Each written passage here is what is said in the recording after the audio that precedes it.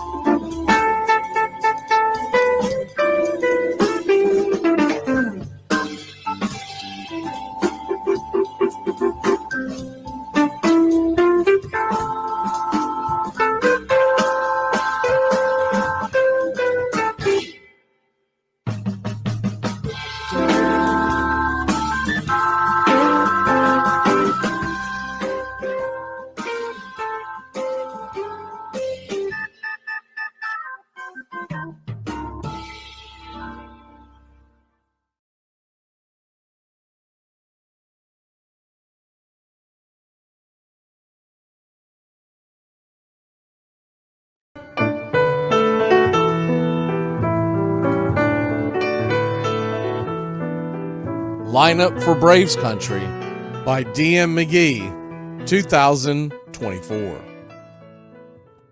A is for Aaron, the Hammer and Hank, the real home run king. Take that to the bank. B is for Bobby. Cox never cowered. He'd give Blue quite an earful on his way to the showers. C is for Chipper. Don't call him Larry. He would show up in Shea, the Mets he would bury. D is for David. Justice he'd bring. A Game 6 solo brought Atlanta their ring. E is for Eddie Matthews. 512 bombs away. Lit skies from Boston to Milwaukee to the A. F is for Fred. McGriff dog-biting crime. A fire was lit the day he arrived. G is for Glavine. Southpaw winds and kicks. Changing speeds east and west. A gem in Game 6. H is for Harry and his brother George Wright. The father of baseball, Boston pennants in flight. I is for Inning, ending double play. Riley to Ozzie to Olsen all day. J is for Jones. Andrew let her fly. And his gloves in center is where singles would die. K is for strikeouts. A plenty from Strider. The quads in the stash, getting swings from that slider. L is for Lopez. Javi to BMAC. Travis and Smurf, we've been lucky to see that. M is for Mad Dog. He won 355. Could swat flies with the changeup and still bust you inside. N is for Necro. He got to the hall by bending and knuckling and floating that ball. O is for Otis. Old Nixon could fly. The catch at the wall baffled our eyes. P still for Peterson. We were all rockin' pearls. With Eddie and Jorge, we were out of this world. Q is a quandary for why Dale is not in. Murphy MVPs again and again. R is for ranking. The top pitchers lore. Remember Kid Nichols, 107 WAR. S is for Smoltzy. The big three in the hall. When the game's on the line, you give John the ball. T is for Tyler, Matzik, and the gift of 2021, the entire night shift. U is for Chavez, but we say Uncle Jesse. The frames, the release, kept the batters guessing. V is Van Weeren, Skip Carey 2, Don Ernie Joe, the tales from the booth. W is Warren, Spawn Johnny Sane. They'd ride him in Boston and then pray for rain. X is Mazzoni. Yeah, X marked the spot. Leo rocked next to Bobby, and his pitchers stayed hot. Why it makes us feel young, the game's main appeal. Chopping through the battery, there's no better feel. Z is for Zip Boom Bam, Ramalama Ding Dong. Throughout the summer, we sing that song. From AJ to eyeglasses and a hell of a pen. Mad Max, Uncle Charlie, win after win. A cannon from short, and RC you later.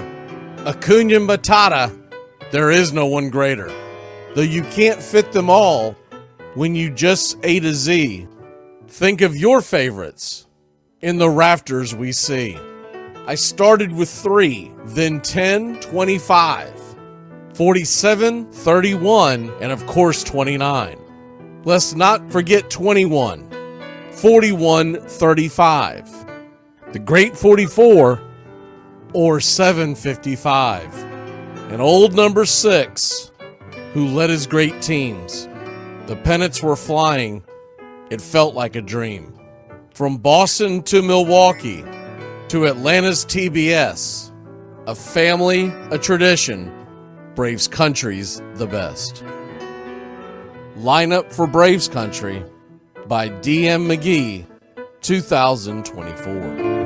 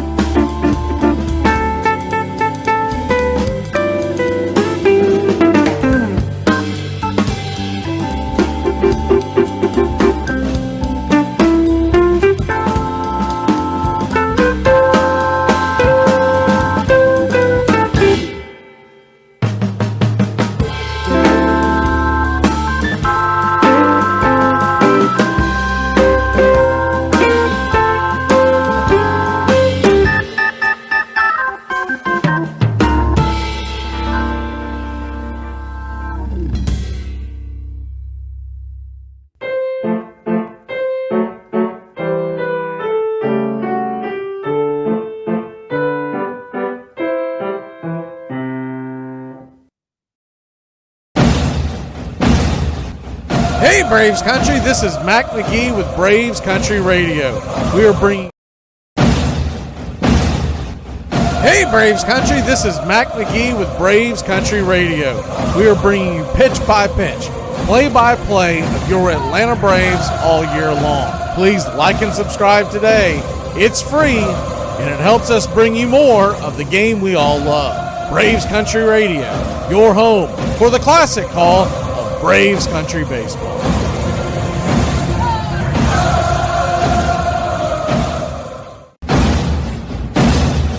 Hey Braves Country, I'm Mac Magee. Join us for pitch by pitch, play by play, the classic call of Braves Country Baseball. We're bringing you Atlanta Braves baseball all year long.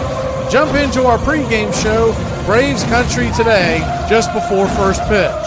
Stick around for the postgame show, Braves Country Tonight, where we will open up the phone lines and react to your calls or your comments all year long. That's Braves Country Radio, pitch by pitch, play by play, your home for the classic call of Braves Country Baseball.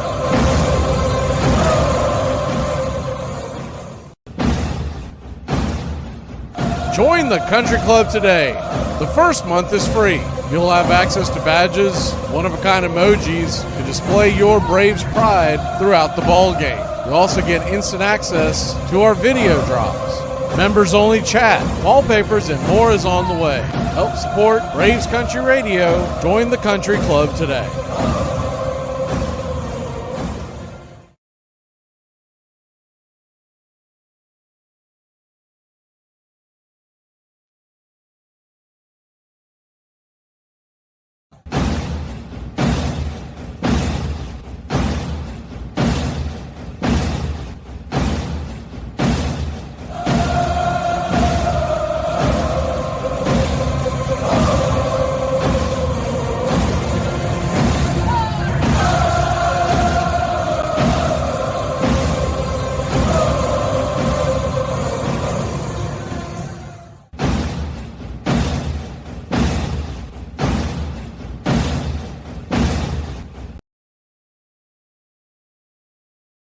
You're in Braves Country.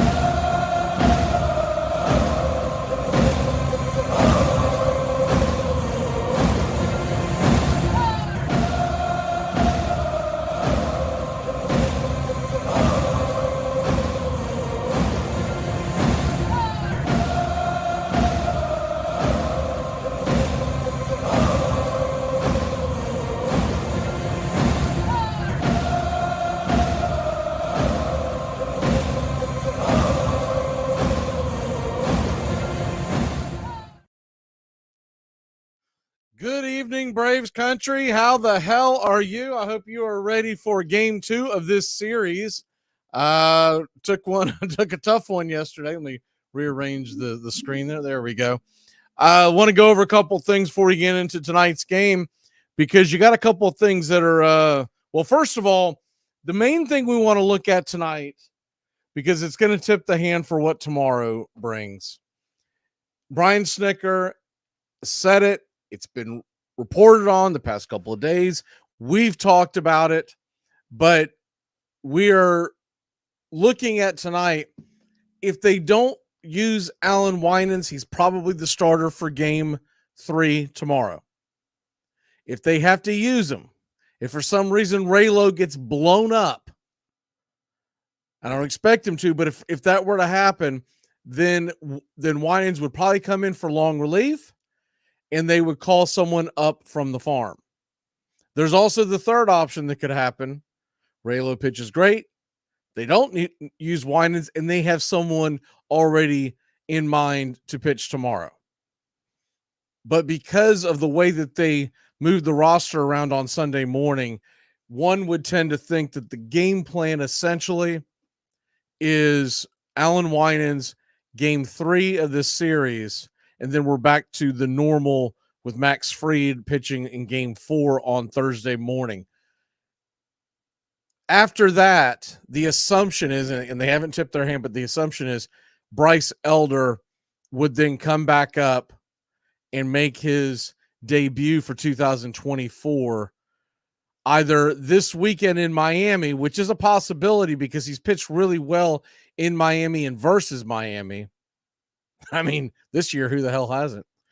But also, the other idea is you could give all the other starters one more day off if you want to bring Elder in on, let's say, Friday or Saturday, because Elder was the pitcher Saturday night down on the farm. So he could line up perfectly to pitch either Friday or Saturday or wherever you want to put him, or you could set him up in the traditional sense of the fact that he would be ready to pitch on Monday, which would be where he would be slated coming off the Wednesday start from most likely Winans. So that's where we are. That's where we are right now. We're going to be keeping an eye on that. I'm going to be keeping an eye on the entire bullpen, because looking at the use of the bullpen last night, Charlie Morton got on the ropes. I'm still not happy with the fact that, and this isn't, hindsight 2020 type of thing. We talked about this during the game. Charlie Morton walked two batters back to back, and though he got squeezed on a couple of pitches, doesn't matter. He was coming to the end of his rope late in the game for a starter, I should say. And they don't go out there and talk to him. They don't go there and reset him, give him a breather, et cetera, et cetera. We know they're not going to tell him anything he doesn't already know. But with the pitch clock, you need to sometimes give these guys a chance to kind of not just calm down, but catch their breath. Instead, he leaves them in there against Brandon Nimmo, and Brandon Nimmo goes yard, and the game's tied, and the rest is history. And the bullpen did not show up last night like it had all weekend long. That's going to happen from time to time. You're going to get bad outings from your bullpen guys, but I still put the entire blame, and I'm not going to go out of control. It's one loss in a 162-game season. I get it. We're still leading the division. I know it's not time to start panicking, but you see this night after night after night after night. Go out there and talk to them. You're not showing them up. I don't know if that's what the problem is with Snicker, is if he's too old school sometimes. He's worried about showing these guys up. You're not showing them up if you're going out there and saying, hey, let's talk about how you want to pitch this guy, et cetera, et cetera. What you're really doing is you're just buying him a few bated breaths and get back to work. So anyways, we'll never know how that could have played out, but I just wanted to reiterate, I'm still not thrilled about the fact that we see this time and time again. They wait until it's too late.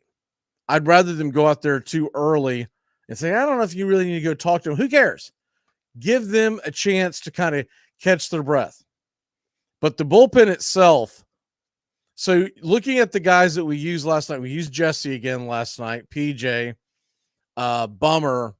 My guess would be, in a perfect world, what they would like to do, if they can stay away from using Alan Winans, is to build it something to the effect of, you could go Matzik to Jimenez or Jimenez to Matzik, depending on the matchups, and then build it to Iglesias for the win. And to get there, you would probably go to Dylan Lee to bridge that gap. Now, hopefully Raylo can go out there and fire 6 or 7 innings, and it becomes a lot more manageable.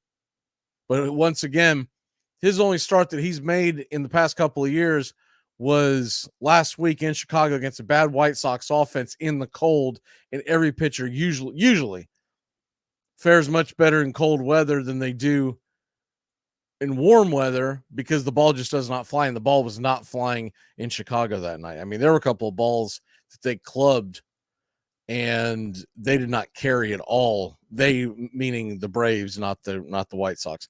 So that's essentially where I'm looking at tonight is, do they use Winans? And if they don't use Winans, expect him to pitch tomorrow. And that's not really the end of the world, to be honest with you. He's pitched well in 2 outings against the Mets last year. One of them, if you remember, was the infamous, it was a doubleheader in the middle of the summer. The Mets had kind of fallen apart, and the Mets put their B squad out there, and Winans threw is it 8 shutout innings, something like that. He came around the second time, pitched against the Mets. He didn't shut him down like that, but he still pitched pretty well. So I got full confidence that Winans could go out there, and ideally you don't use Jesse Chavez tonight, because if Winans can't go deep into the game tomorrow, he could bridge the gap into the back of the bullpen. See if we got any questions right now. Let me see here. Questions or comments? Don't look like it. Looks like we pretty much covered everything. And as far as the bats go, look, we're putting up runs, and we're doing this without Acuna hitting well. I mean, he hasn't even gone yard. He's only got one double on the year. He's going to come out of it. We're doing this realistically. It's been the bottom half of the lineup, the top half of the lineup. Riley hasn't really taken off. Ozzy, strangely enough, has been hot, cold, hot, but Ozzy tends to be that way. Ozzy tends to be a streaky hitter. Matt Olson has hit well. I actually think that he's hit better than his average in his OPS. He has scalded some balls. They just haven't fallen. But if we can get Acuna going, the sky's the limit for this offense. And another note, looked up some things on the umpire tonight, Carlos Torres, and what he has been averaging is kind of a low strikeout total and kind of a high walk total. So we may get kind of a repeat of last night where he's not giving away a lot of strikes, and the Braves ought to be able to take advantage of that. Now, Adrian Hauser is the starter for tonight's game for the Mets. He had some really good success in the Milwaukee Brewers organization. But even with that being said, and they're showing rain right now in Atlanta, so I'm gonna have to double check to see Regine. Of course, it's play-by-play, but it's in the title. But anyways, the rain. We'll have to double check that to see what's going on with that. I was trying to track it earlier today, and there was some question on whether or not we would avoid the rain. It would not. Let me see here. So let me get into the actual weather itself of Atlanta, because it looks like they're calling for rain. So if this game were, let's say this game doesn't get played, it kind of changes a lot of things. You can kind of just skip someone in the rotation, and you wouldn't have to worry about tomorrow night's game. So let me see here. See Atlanta. Pull up there. Yes, it's not looking great, but let's see what the hourly is. Now, I don't have to be up at the crack of dawn tomorrow, so if this game gets played, we're gonna bring it to you. Let me see here. All right. So we're looking at rain, but if they're saying light rain, it really depends on, do they really want to get this damn game in? I'll be honest with you, because if you're looking at the big picture here, they're calling for light rain. Now, of course, what does that mean? But they're calling for light rain all throughout the inning, all throughout the evening. If they decide that they do not want to play this game and they turn it into a doubleheader tomorrow, there's thunderstorms all day tomorrow, all morning. And then you could probably, in theory, if this, what I'm looking at is accurate, you could probably, in theory, push this to a late afternoon start tomorrow and do a doubleheader. So we'll have to hold on to and basically see what they say. They've got the tarps out there on the field, and let me see if there's been an update on my usual get for let's see here. First pitch is scheduled for about 13 minutes from now, but I don't think that's going to happen. Let me see. Let me double check this and make sure that we're not jumping the gun, because if they decide they do want to try to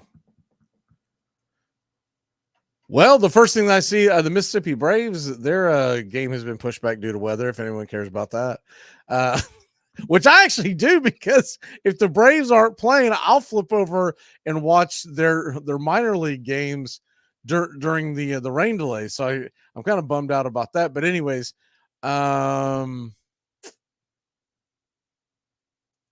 looking at this right now, the game looks like they are planning to start on time. It said 21 minutes ago. It says they're looking to start on time tonight. Now that's interesting. That's coming from Mark Bowman from MLB.com. And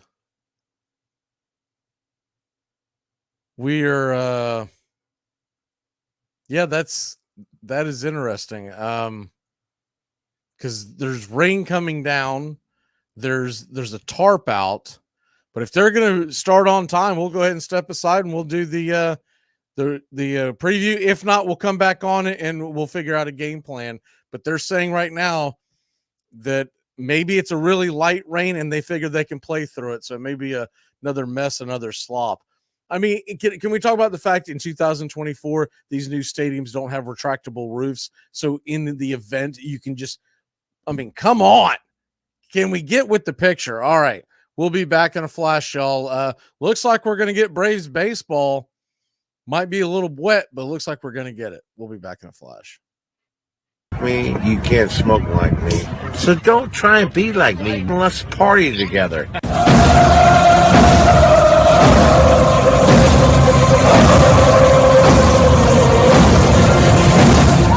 There's something kind of about a kid that's never played baseball.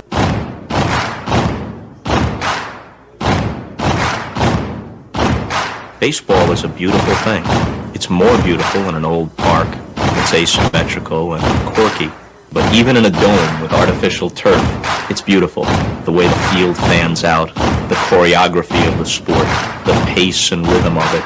The fact that pace and rhythm allows for conversation and reflection and opinion and comparison. In right field, the crowd is tormenting Strawberries, singing, Darryl, Darryl. Little roller up along first, behind the bag. It gets through Buckner. Here comes Knight, and the Mets win. And there's a fly ball deep to left. It's on its way. There it goes. And the Yankees are going to the World Series. Aaron Boone. Ground ball stabbed by Polk. He has it. He underhands to first for the first time in 86 years. The Red Sox have won baseball world championship. Can you believe it? It's a pastime, something you do. It's entertainment, something you watch. And it's a shared experience, something you talk about and read about. But you can apply those same three criteria to other things. What makes baseball special is that it's the best game that's ever been devised. Smith corks one into right, down the line. It may go. Go crazy, folks. Go crazy. Sure as God made green apples, someday the Chicago Cubs are going to be in the World Series. A little bouncer slowly toward Bryant. He will glove it in front of Rizzo. It's in time. And the Chicago Cubs win the World Series. Cubs win. What a lucky break. The good Lord wants the Cubs to win. How can you not be romantic about baseball? If baseball is about caring, about loyalty and rivalry, Braves fans are on their feet hoping for some kind of a bleeder or a seeing-eye single. Here's the 1-2 pitch. Fastball hit high and deep down the right field line. It's going back, back, back. Is it fair? Is it zip, boom, bam, it's gone. Ram-a-lam-a ding dong, a 3-run shot, and your Atlanta Braves have taken a 1-1 lead.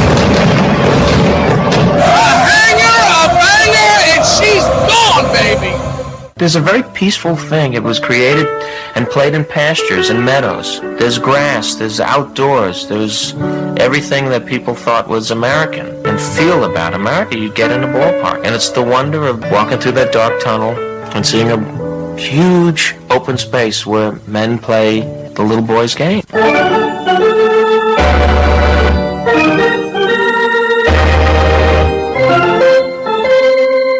believe in the Church of Baseball.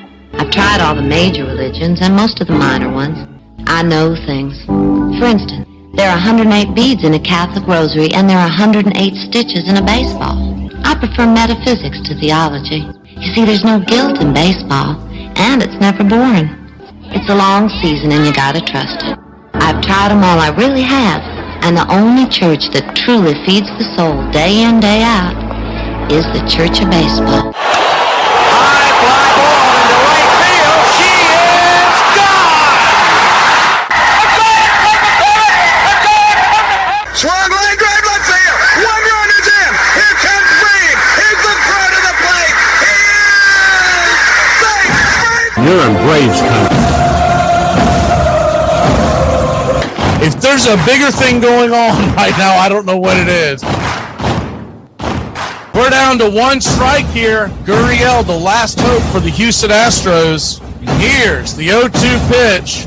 Swung on, bounced over to Dansby. Dansby fires it over to first. And here comes the dog pile. Fire the cannons in the battery. Do the chop all throughout Braves country. Pop that top. Your Atlanta Braves have won it all. Oh, say, can you see by the dawn's early light what so proudly we hailed at the twilight's last gleaming, whose broad stripes and bright stars through the perilous fight o'er the ramparts we once were so gallantly streaming, and the rockets' red bombs bursting in air gave proof through the night that our flag was still there. Oh, say does that star-spangled banner yet wave o'er the land of the free and the home of the brave? Play ball.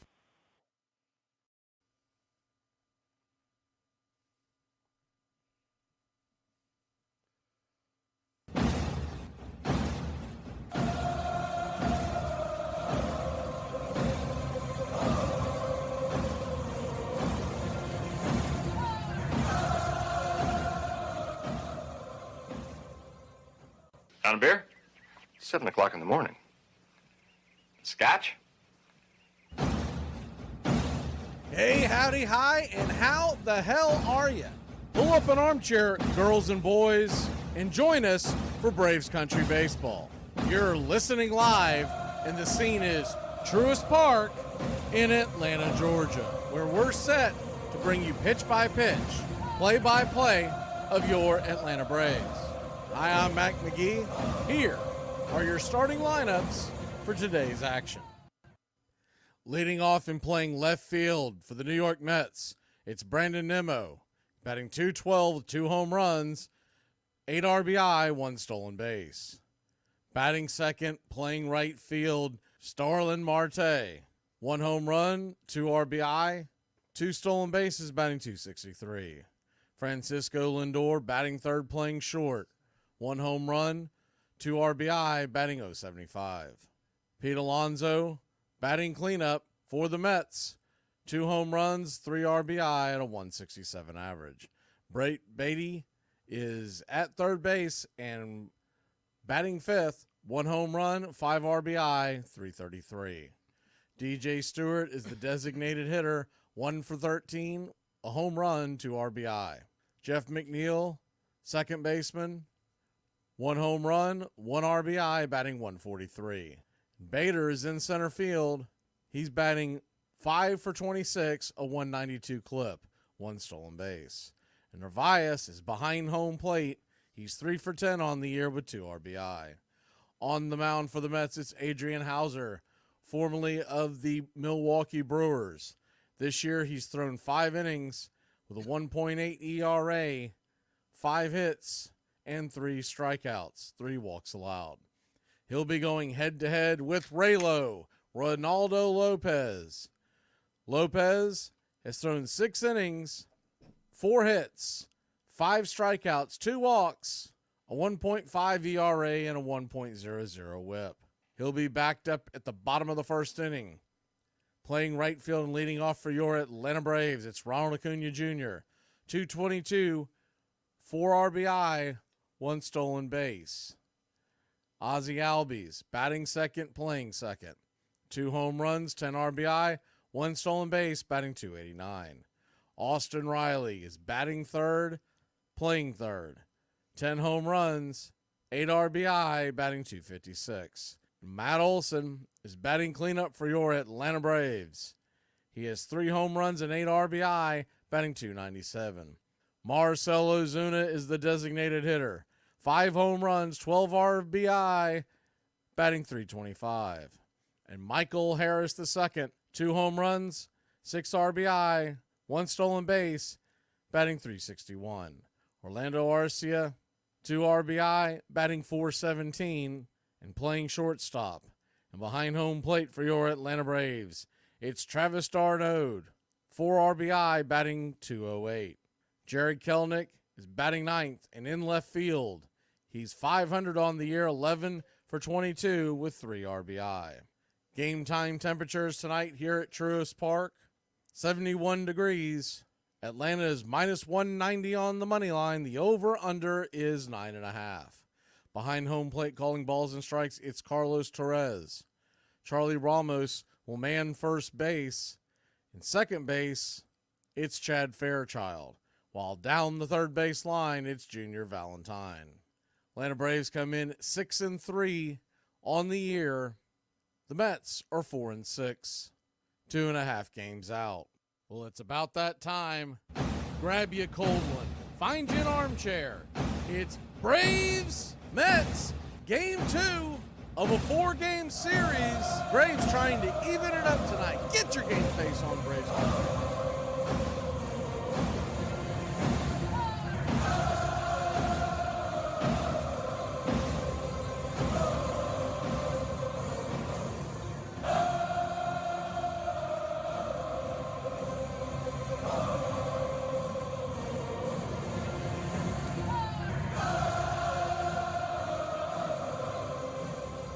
Good evening, Braves country. We're just minutes away from first pitch, and looks like we are going to get this game started, so that's good news. It's not pretty looking skies. They're kind of gloomy, kind of gray, dark gray, but so far so good. And hopefully, I was reading up here on the break, and they're hoping that it's going to actually miss the stadium. And if it does get the stadium, that we don't get the most of the rain that is expected to come into this area, but we'll have to see. And this could make some major plans, because if we start this game and outside of that they have to do a delay really quick and Raylo can't come back, then Alan Winans would have to come in. So that's the other thing that we didn't really put into the fold of the pregame show, is that's the fourth thing that could happen, is he could pitch well and still only go a couple of innings because of the weather. So we'll have to see how this plays out, but the Atlanta Braves are going to be in their home whites and tops, home white pants, Braves across the chest, in red lettering, blue outlined, and on the chest under Braves, Tomahawk in red, with the numerals on the back in red outlined in navy and the names in navy, and navy hats, red ball caps, and the white A, as Ronaldo Lopez finishes up his last few warm-up pitches, as he was a little late getting out there because they were going to make sure that they were actually going to try to play this and not have some kind of delay. So Once again, so far so good. Looks like most of the fans are actually hiding under the stands. You can see some that are in the seats, but most of them are under the overhang. I don't see a ton of precipitation coming down if you're listening on radio, but that doesn't mean that it's not raining. And you can see a little bit of it depending on the screen that you end up with, going back and forth between the Braves and the Mets television feed. And it looks like we're just about set for baseball, so that's good news.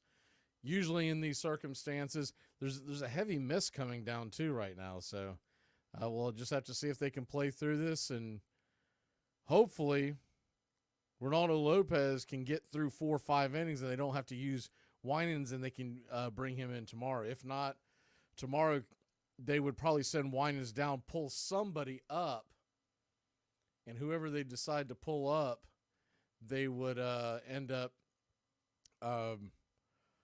obviously sending Winans down, but it could be a starter. It could also be a bullpen guy, so you never know. As we are just about set, I'm going to go out and go in because the scoreboard's doing something funny here. I think we're going to try to find yet another scoreboard because this one has just been a nightmare, but the one we were using before kept zitching out, so bear with us. The fans are under umbrellas. I don't really understand what's going on here, but it looks like we are just about set. And Ronaldo Lopez was walking around the mound. Now he looks like he's ready for first pitch, and it is baseball time in Braves country. The first pitch on the way from Ronaldo Lopez to Brandon Nimmo, stepping in from the left side, righty-lefty matchup. Right down the pipe for a strike. It's 0-1. The 0-1 swung on and fouled back out of play. It's 0-2. So an 0-2 count.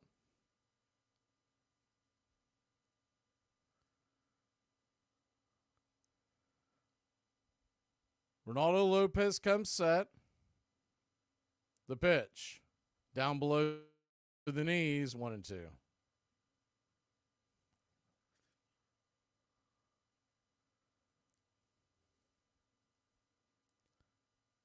The 1-2. Rocks and fires. Swing and a miss, strike through. Ball gets away. Travis d'Arnaud has to jump up, fire it over to first. Kind of a high throw, but Olsen gets it, and there's one down.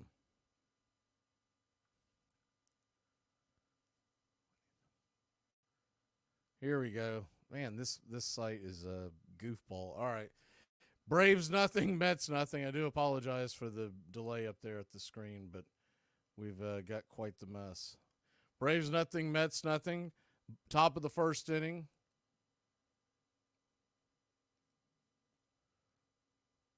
Righty-righty matchup. Starlin Marte comes to the plate. He takes the first pitch right down the pipe for a strike. It's 0-1.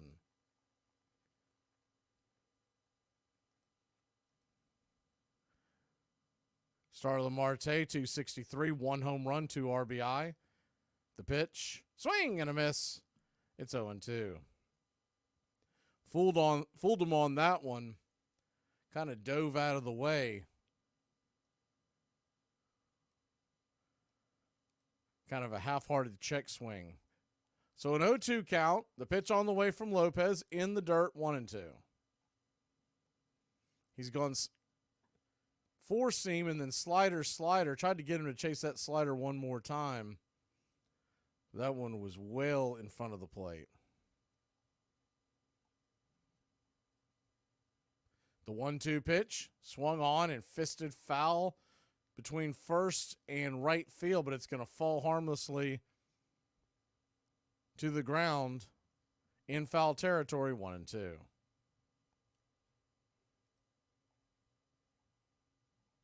The 1-2. Kicks and fires, swung on, chops it, fouled towards the Mets third base dugout. We'll do it again.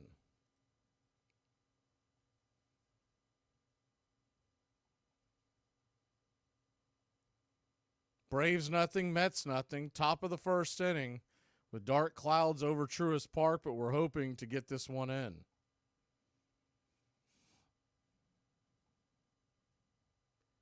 The 1-2.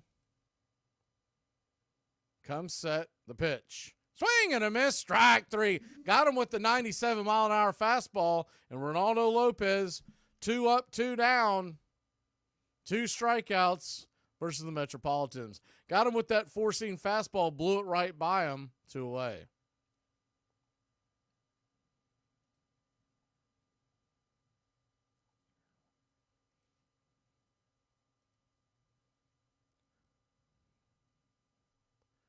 Righty-lefty matchup. Lindor comes in. He steps to the plate, and the first pitch is a curveball at the knees. It's 0-1. The 0-1. The pitch. Way outside wide, 97-mile-an-hour fastball. 1-1. So a 1-1 count.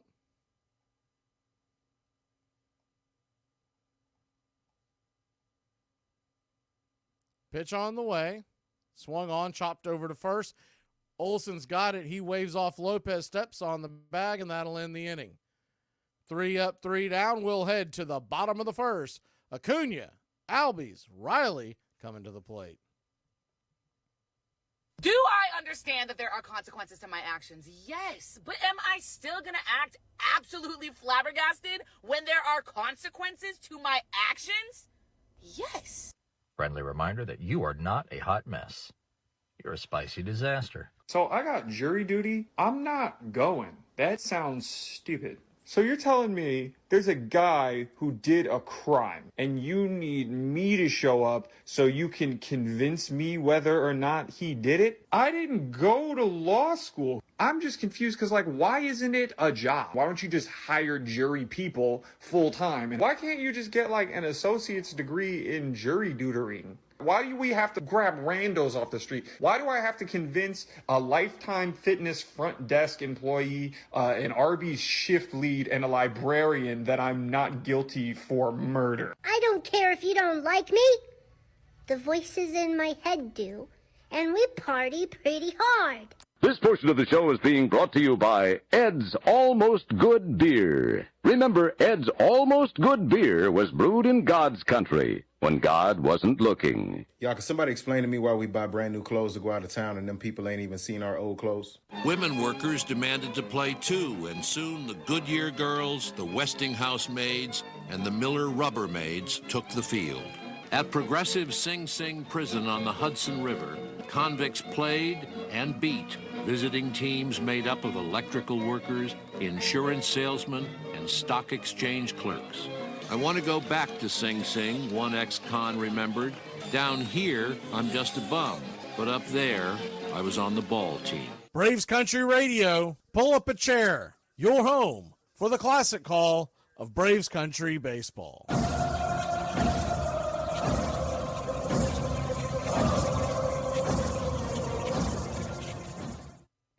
Welcome back to Braves Country Baseball. Your Atlanta Braves taking on the New York Metropolitans.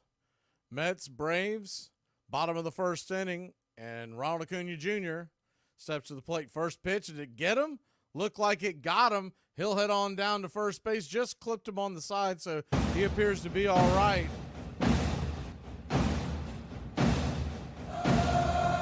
Four-seamer just kind of tailed in. Got him on the padding on the forearm as it skipped by.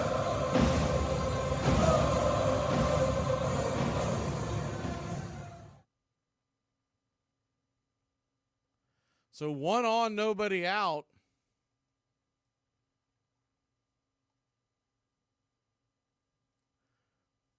First pitch on the way to Acuna. He is off and running. Takes off. Wide throw. That ball's into center field. Ronald Acuna Jr. jumps up. He gets on his horse, and he takes off. Ronald Acuna Jr., the stolen base will be an E2 for your Atlanta Braves. Have Acuna standing on third and nobody out. Good jump, Narvaez, man. That was just a bad throw. He sailed that thing. It was closer to shortstop than it was the second base bag. First pitch on the way to Ozzie Albies is swung on and fouled back. It's 0-1. The 0-1.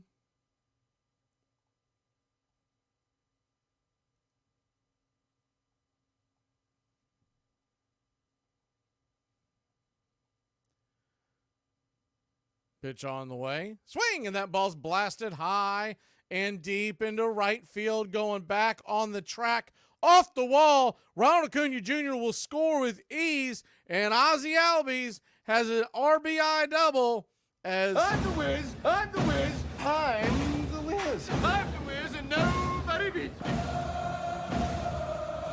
The Wiz takes one off the wall, plows it, almost gets it out of here. That ball's a little to the left, it's gone.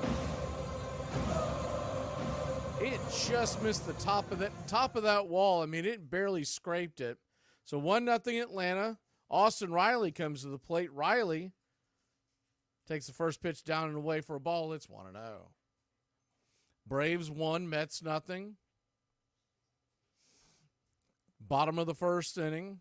If you're just joining us, Acuna got on via the hit pitch, stole second. Error took him to third. And Ozzie Albies just blasted one off the top of the wall, an RBI double. 1-0 pitch misses down the way. It's 2-0.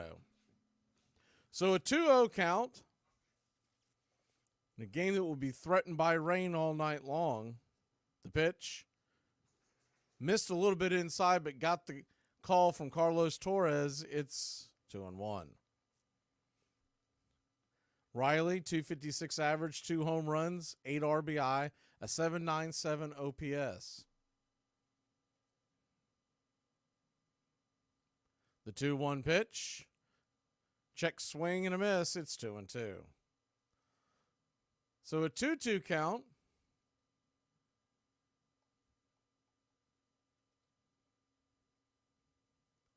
Ozzie on second. The pitch from Hauser comes set and fires. Swing, and that ball's rifled down the left field line, but foul. Few feet left of the third base bag.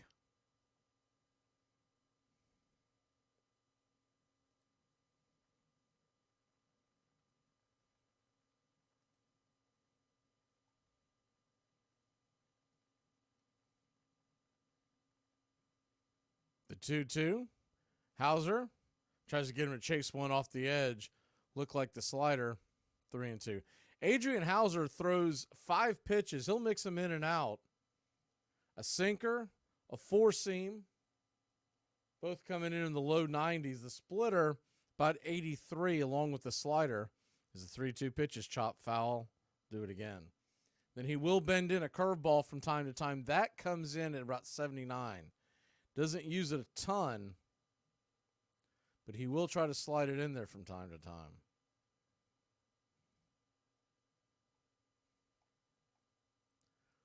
The 3-2 pitch on the way. Inside almost gets him, and that'll be ball 4.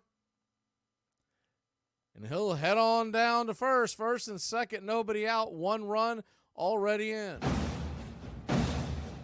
Get this bus moving. Stop. Come back. Too late. Roll call! Yeah, roll call! You're in Braves country. Time for roll call as we wait for Olsen to come to the plate. Good evening, Robert, Lizeth, Daniel, David S. Pushing buttons. Underwater. First pitch to Olsen's a swing and a miss. Strike. It's 0-1. Where did I leave off at? Underwater, Robert, Jeremy, Regine, Tiger, Gary, John. The 0-1 pitch misses high and out of the zone. 1-1. Tommy Tunes, John. Maybe double dipping some of these, kind of scrolling pretty fast. Diane, good to see Diane, Nathaniel, and Robert, all country club members. The 1-1 swing and just got a piece of it. Foul tipped it out of the glove. We'll do it again. Marguerite. And I think that's it. Mark, good to see you, Mark. Travis, Kal-El. There's Kal-El and Edward. And I think that's just about it. If we miss anybody, jump in the chat. We'll holler at you. The old 1-2 pitch swung on, pops it back foul. We'll do it again. Matt Olson, the Ice House, comes into the game batting .297. He really has hit some balls hard that have not fallen his way, but I love the fact that he's hitting to all fields. He's hitting ones into the chop house. He's hitting ones down the left field line. Hey, 4-putt. The 1-2 pitch. Down and in. Good take by Olson. 2-2. So a 2-2 count.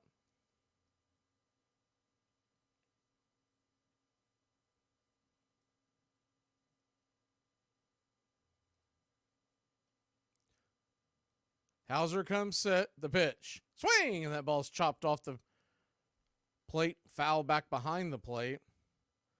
Olson just pulled off of it and rolled over it. We'll do it again.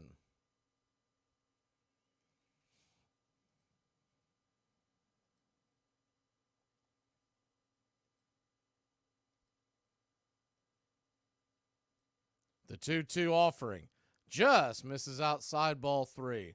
So a full count to Matt Olson. Standing on deck is Ozuna.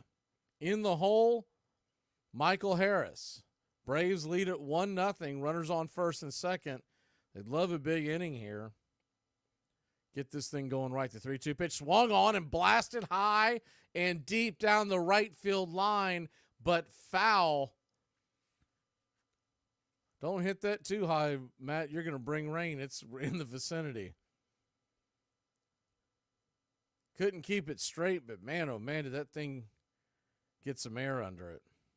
So a full count.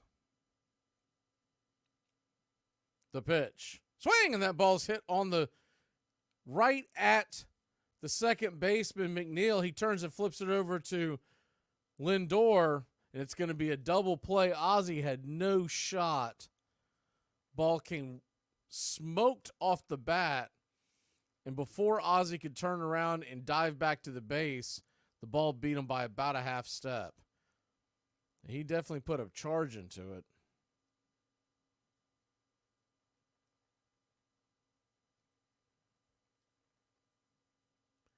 So that'll bring Marcell Ozuna to the plate. Ozuna takes the first pitch. Bender outside wide. It's 1-0.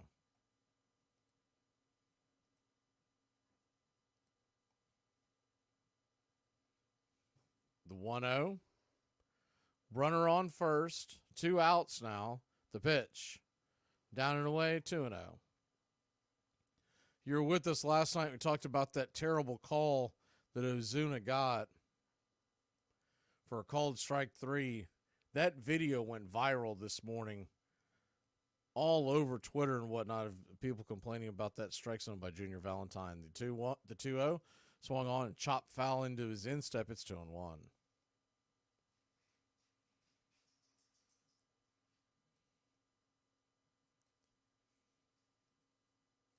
So a 2-1 count. The pitch. Swing and a miss over the top, 2-2.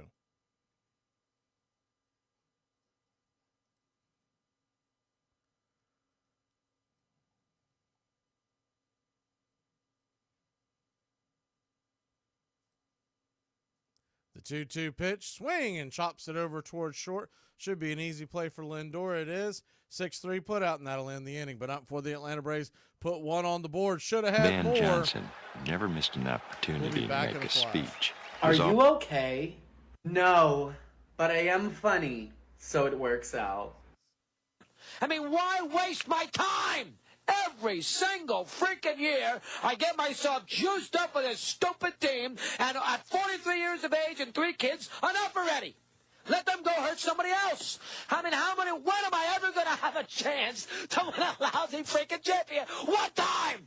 Not 20! One lousy time! Gee whiz! Every single time! Ah, come on, will you please? Can you beat the Florida Marlins one time? The Mets, the lousy Mets did it to us every time. Win one. I'll give it all back. I'll leave now. Okay, out of my system. When Fred McMullen, Chicago's reserve infielder, got wind of what was happening, he demanded that Chick Gandil let him in on the fix. Now, 8 White Sox were involved, though Buck Weaver would later claim that he had not agreed to participate. The smart players demanded their money up front. The meeting was held about 8 o'clock in the evening. I said, there's so much double-crossing stuff. If I win in the series, I wanted the money put in my hand. I went back to my room at 11:30, and the 10 grand was under my pillow. Eddie Siccotti. Rumors of wrongdoing were everywhere. You couldn't miss it, one New York gambler said. The thing had an odor. I saw smart guys take even money on the Sox who should have been asking 5 to 1. Chicago sports writer Hugh Fullerton was joined in the press box by an ailing Christy Mathewson to judge if everything was on the up and up. Mathewson and Fullerton would quickly see that it was not. Everybody in the game knew it was happening. Nobody was even pretending that it wasn't happening. No one was admitting it out loud for the public. How could you admit it for the public? What would that mean?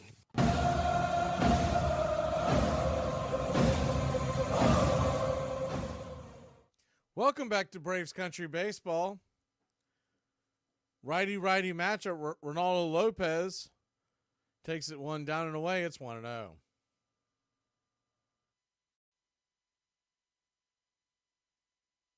Up. The 1-0 pitch. Kicks and fire. Swing! And that ball's hit hard down the left field line. Just past the glove of Austin Riley. Alonso's going to lumber on to second, and it's going to be a leadoff double for the Metropolitans.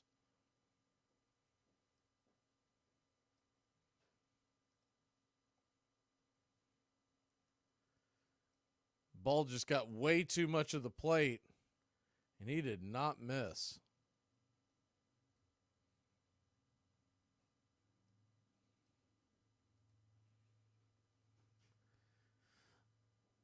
So, runner on second, nobody out. And that'll bring up the left-handed bat, the number 5 hitter, Brendan Beatty. Beatty takes the first pitch. 95 miles an hour on the outer edge. Just kisses the black. It's 0-1.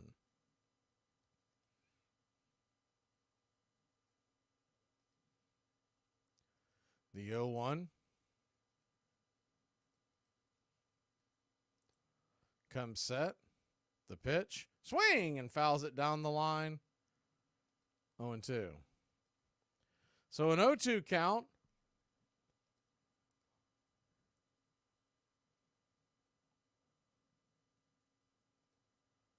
Runner on second, nobody out. Ronaldo Lopez comes set.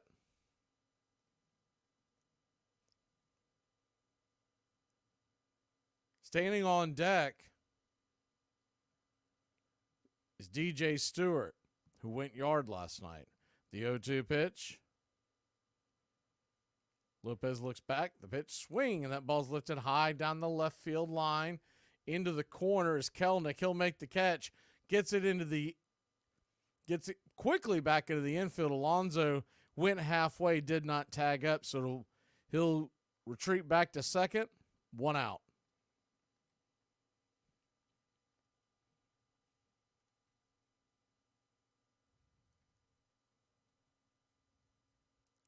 One down.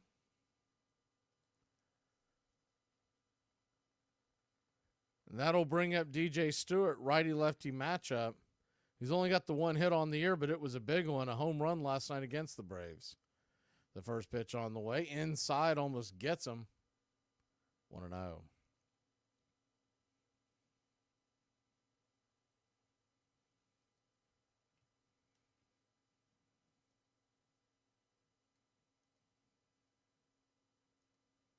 The 1-0.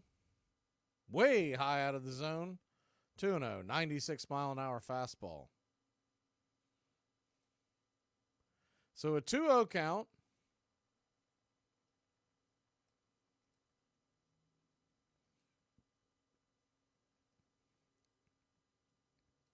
The pitch. Swing! Pops it up. High in the sky. Can of corn. Who wants it? Man alive, did that ball go up high. Matt Olson makes the catch, 2 away. He and Ozzie Albies basically had a short conversation on, do you want it? I don't know. Do you want it?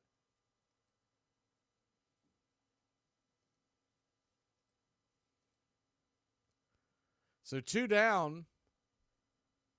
And Stewart heads back to the dugout. It'll leave it up to Jeff McNeil.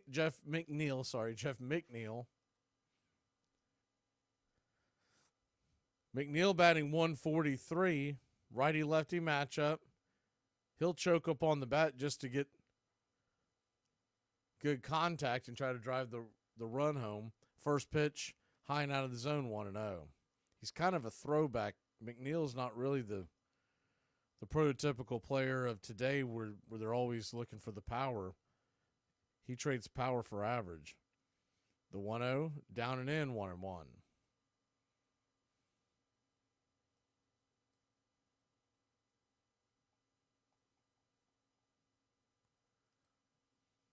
One count. The pitch. High and out of the zone. 2-1.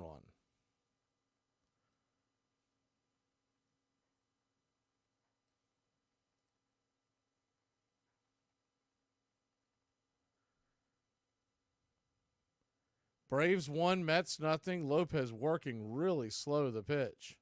Swing, and that ball's hammered into the first base dugout. Ricochets off. We'll do it again.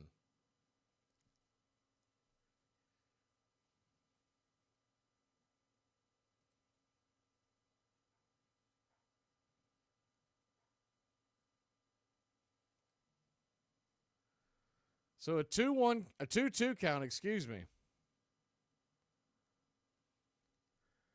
Ronaldo Lopez, 25 pitches. Like to get out of this jam now. McNeil taking the timeout, so both of them working incredibly slow. Lopez, 96-mile-an-hour fastball, sawed off foul. Do it again.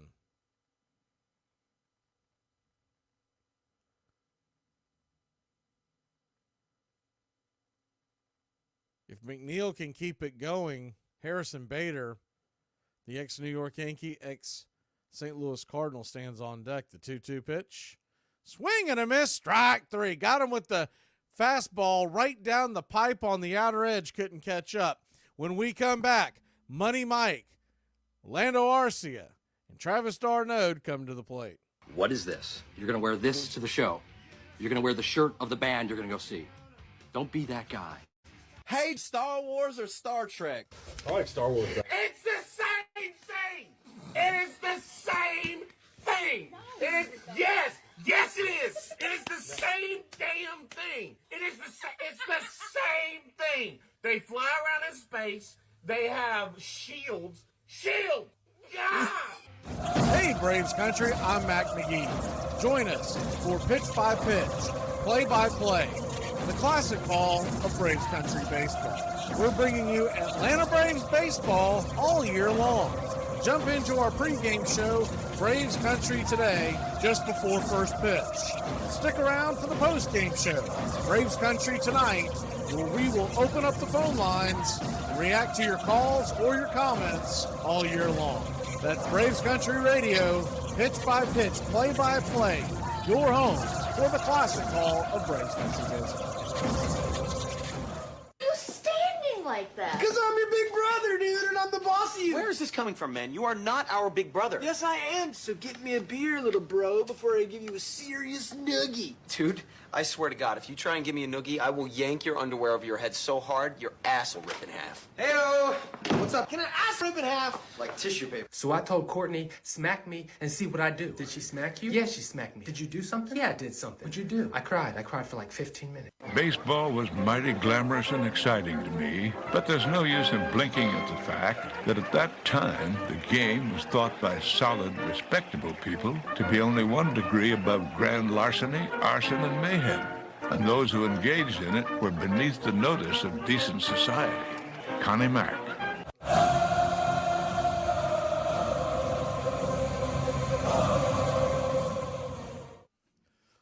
Welcome back. Braves Country Baseball. The first pitch on the way is to Michael Harris II.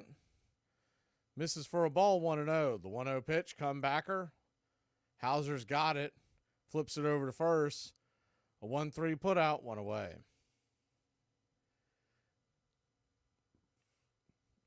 There's a game within the game here, too, because you got to look at the fact that you really don't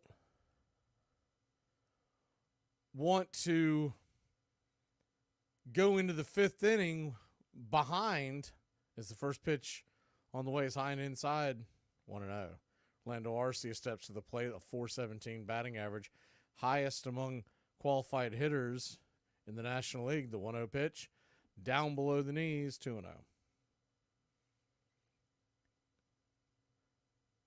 Because you just never know what Mother Nature's going to bring you. The last thing you want to do is go into the fifth inning losing. The 2-0 pitch, high and inside, hits him.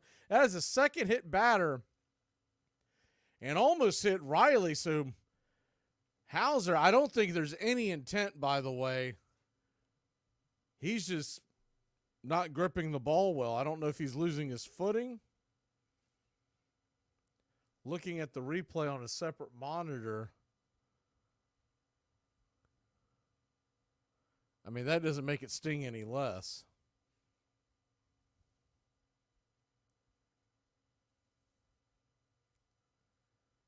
I didn't see him slip or anything, but he's just not getting it today. That'll bring Travis d'Arnaud to the plate. d'Arnaud stands in. They're going to flip it over there to first. Keep Arcia close by. It is strange. We have seen a lot of folks keep Arcia close by. He's not a threat to steal. He's not the fleetest of foot. The first pitch on the way to Travis d'Arnaud is high and out of the zone. It's 1-0.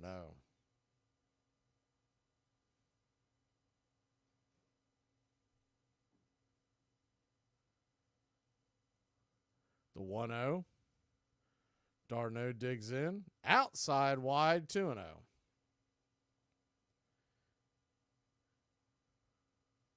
Went slider to start off the at-bat.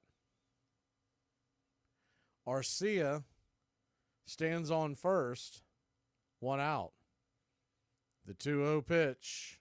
Swing! And that ball's blasted high, but not deep enough. It'll die into left center field just before the warning track. Loud out number 2. Arcia trots back to first. Milwaukee leads Cincinnati 4-1, bottom of the fourth. There is rain coming down. It looks more like a heavy mist. Jared Kelenic comes to the plate. He's batting .500. Righty-lefty matchup. The pitch. Just misses high.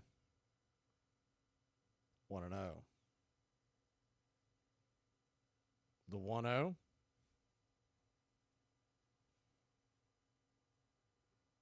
The pitch. Down below the knees, 2-0. So a 2-0 count. If you're just joining us, Ronald Acuna Jr. scored off of a double by Ozzie Albies. The 2-0. Swing, and that ball's lifted into center field. Making the catch is Bader, the center fielder, and that'll end the inning. So the Braves threaten but fail to score. We'll be back in a flash. Top of the third we go. Leave me alone. I'm a happily married man. There's no way you're happy. You have 2 kids. Your wife is a disaster. I'm going to take matters into my own hands. I will show her this. She will divorce you. You will become my brother forever. Here are some baseball facts that you might not have known. AL MVP Shohei Ohtani was not only a great hitter in 2021, but also a solid pitcher. A stat to show this is that in high leverage situations, Ohtani had the highest OPS as a hitter, and he held hitters to the lowest OPS as a pitcher. This means that Shohei was the clutchest hitter and pitcher. George Edward Rube Waddell may have been the strangest man ever to play in the big leagues.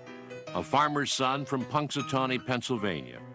He possessed a fastball fearsome enough and a curve wicked enough to lead the American League in strikeouts for 6 straight years. and to outpitch Cy Young for 20 innings. But it was his personality that most people remembered. He poured ice water on his arm before he pitched because he said otherwise he'd burn up the catcher's glove. And when he won a game, he sometimes turned cartwheels on the mound. He drank too much. The Sporting News called him the Southpaw, and he couldn't quite remember how many women he'd married. Between seasons, Waddell wrestled alligators and toured in a vaudeville melodrama, The Stain of Guilt. On the field, his attention tended to wander. Opponents could break his concentration by holding up puppies or bright, shiny toys.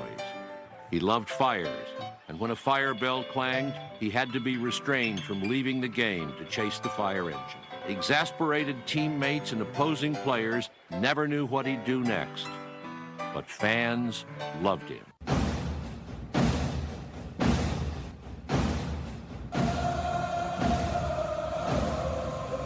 Welcome back to Braves Country Baseball.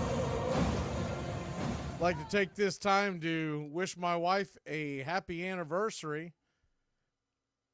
8 years we have, she's put up with me.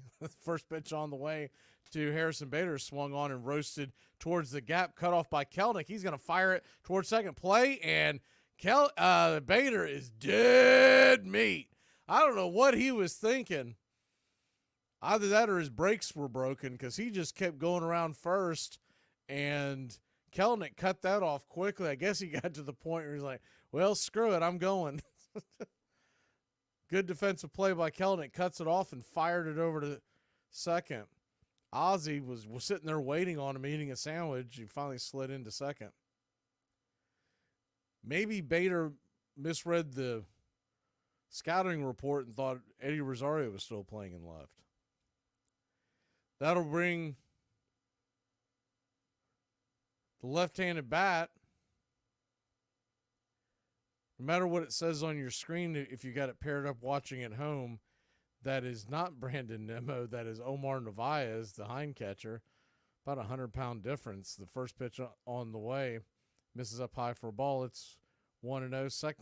Second pitch, 2-0. So a 2-0 count. Righty-lefty, 95 miles an hour, just misses the outer edge. It didn't look like he was getting waved by his first base coach, by the way. The 3-0 from Lopez just grabs the outer edge, 3-1.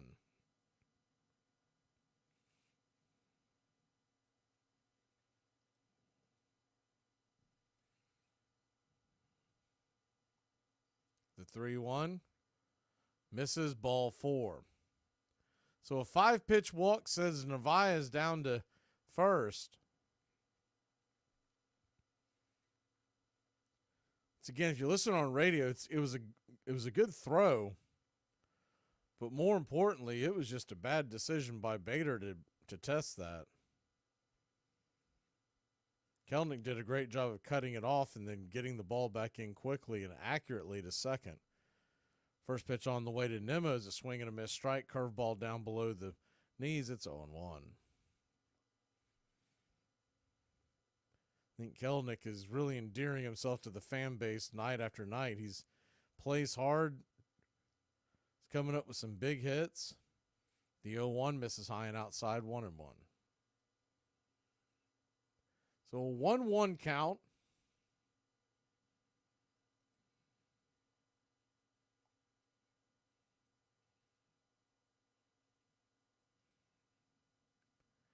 Lopez comes set, the pitch. Fastball right down the pipe, taken all the way, 1-2.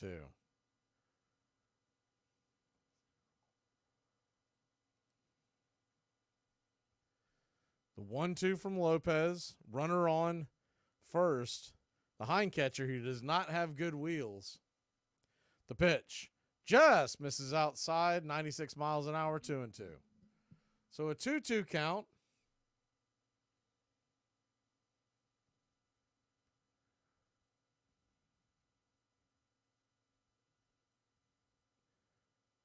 Righty-lefty, the swing and just chops it foul back behind home plate. We'll do it again.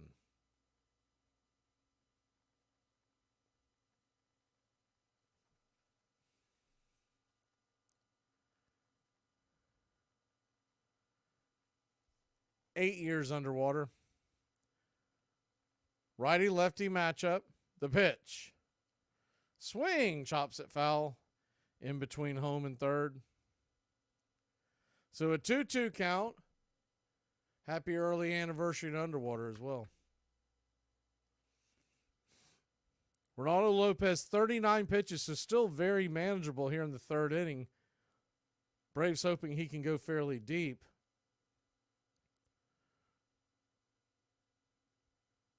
The 2-2. Down and away, 3-2. Full count.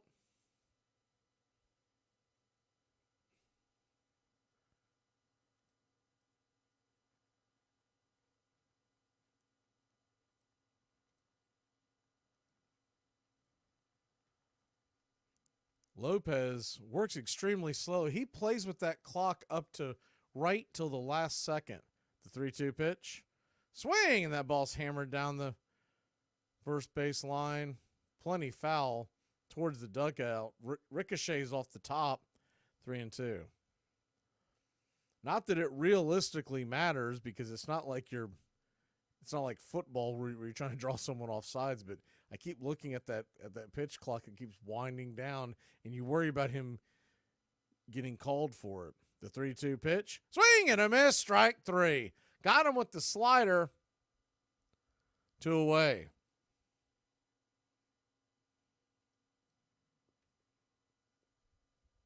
Man, oh man alive.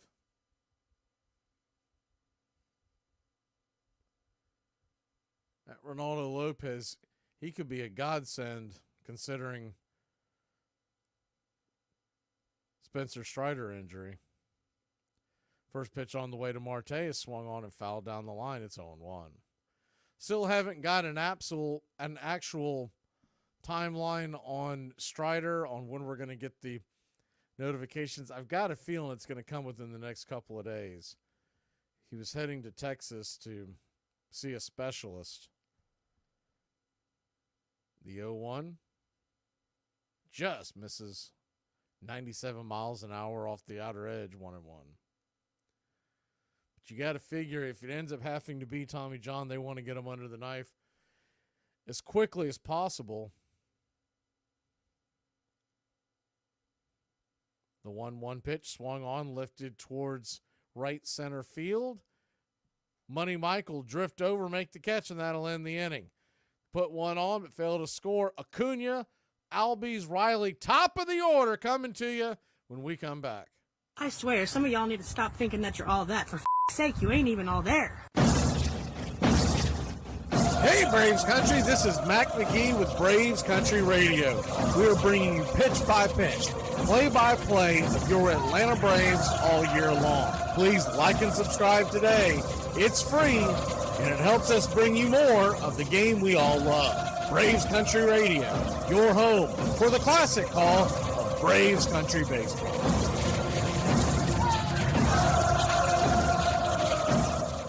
Could you imagine how hot I'd be if I ate right and took care of my body? I mean, I ain't gonna do it, but could you imagine? Guess what? We played basketball in gym today. I love basketball. It was 5-on-5. Did you guys win? Well, it was tied with like 10 seconds left in the game. Nice. And I was over there, I was like, Kevin, because Kevin had the ball. I was like, throw me the ball, I'm open. And he didn't see me, so I ran to the top. I was like, I'm open, Kevin. And then everybody on my team was like, Kevin, Derek's open. And he threw it to me, and I looked at the time, and it's running down, and it's like 3, 2. And I just closed my eyes, and I just throw the ball up. And it went over the backboard. On September 20th, 1914, more than 100,000 people filled Cleveland's Brookside Stadium to see the Telling Strollers beat the Hannah Cleaners 8-3.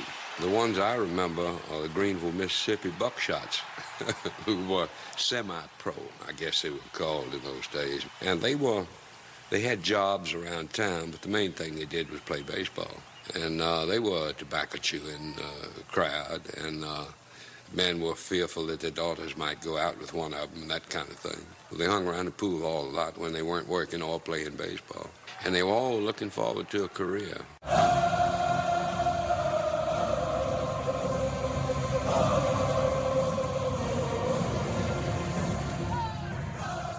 Welcome Welcome back to Braves Country Baseball. Underwater, talking about Nemo. He is my least favorite and most favorite Met. The first pitch on the way to Ronald Acuna Jr. is going to get down for a base hit. Acuna will stop it first, and he'll one on, nobody out. Start the third just like the first. This time he's on via the base hit. He's hit by pitch in the first inning. See if he may be taken off. What I mean by that, Underwater, is like he's my favorite Met to watch play, but I hate to see him come up when he's against the Braves because he's such a pain. But if there's a guy, and not that there's a spot in our outfield for him, but if there's a guy that I say, hey, I'd like to have him on the team just because of the way he is a leadoff hitter, it's Brandon Nimmo. He treats every at bat like it's the end of the world. Acuna stays that time. First pitch on the way to Ozzy's outside wide for a ball. It's 1-0. We have Kelnick now, so it's kind of a moot point, but I used to think about, man, what it would be like to have him leading off in left field and Acuna batting second, because Nimmo just finds a way to get on. The 1-0. High and out of the zone, 1-1. One of those, you know it's not going to happen because he's going to ask for too much money, but Nimmo reminds me of kind of a throwback player to the 80s and 90s where getting on as a leadoff hitter was the ultimate goal. The 1-1 pitch, swing, and fouls it back, 1-2. Not that he doesn't have pop in his bat, because he does, but he will fight and grind. When him and Strider would go at it, he would run that pitch count up 10, 12, 14 pitches. Hauser turns around and flips it over to first to keep Acuna close by. He's under the tag, but that was a close play. So Acuna could be taken off now. He's got a decent lead over at first, leaning to the right, does not go. The 1-2 swung on and fouled back. We'll do it again. He's gone sinker, changeup, sinker, slider.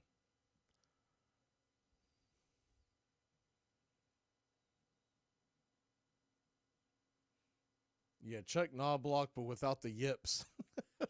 Remember Chuck Knobloch couldn't find first base? They had to make him a DH. The 1-2, down and in, 2-2. That was like the worst case scenario because he's over in New York, and they couldn't put him at second base. He was throwing the ball wide. So they had to DH him, and he was a light-hitting DH. Acuna is going. The 2-2 pitch is swung on, roasted into right field. Acuna will go first and third with ease. We got runners on the corners, nobody out. And the Wraith coming to the dish.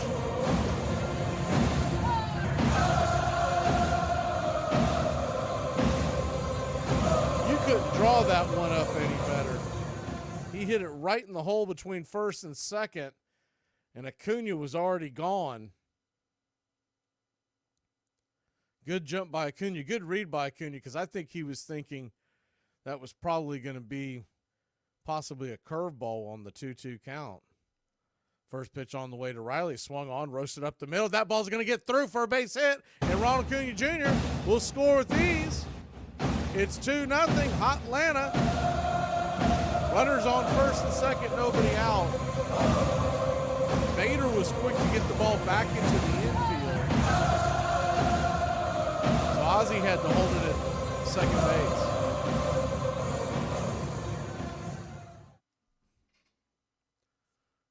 Absolute worm burner back up the middle.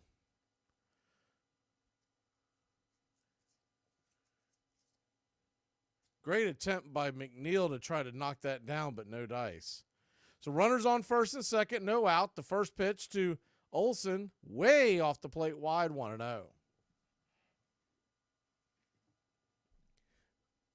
McNeil's another throwback type player. The only thing about McNeil is I thought the Mets massively overpaid him when they signed him back. The 1-0 pitch. Right there down below the knees. Man, that was close. Looked like it missed the zone, but that's one of those calls that a lot of times they'll give him the benefit of the doubt. It's 2-0. So a 2-0 count. Riley at first. Ozzie at second. The pitch. Swing! And that ball's hammered into right field. That's going to get down for a base hit. Here comes the whiz. He'll fly around third, heading to home. It's 3-0. Your Atlanta Braves. Runners on the corners. Riley, first to third. Nobody out. And the hit parade continues. 5 hits now for your Atlanta Braves. 3 runs. That's going to bring Marcell Ozuna to the plate. They're having a quick powwow out there at the mound.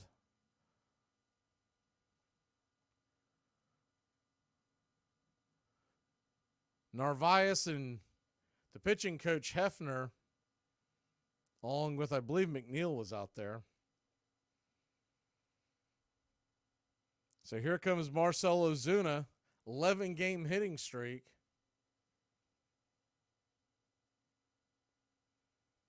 See if he can keep it going.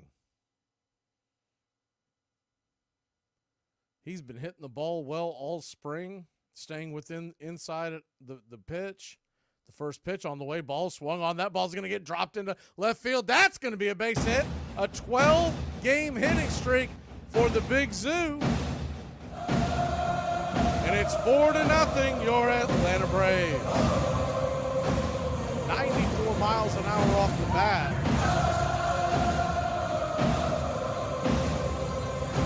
A lot of top spin on that one. Got to left field in a hurry. Olsen went station to station, so we got runners on first and second, nobody out. And Michael Harris the second coming to the plate. Money Mike digs in the first pitch. Right there at the knees, 83-mile-an-hour changeup. It's 0-1. Dangerous pitch there by Hauser. That's right in the wheelhouse of Harris. Mets are playing deep in the outfield, but pretty much straight away. The 0-1 pitch. Swing! And that ball's lifted into center field. That ball's going to get down for a base hit. It's off the glove of the center fielder, Bader. He kicks it away, jumps up, grabs it, and keeps it from being a disaster. Actually, a pretty good play by Bader to keep that to just a single. Olsen had to hold up. So he goes from second to third. They played it safe. We got the bases loaded, nobody out. The Braves are absolutely pounding Hauser right now. The first pitch on the way to Arcia is down and away, called for a wide low strike. It's 0-1.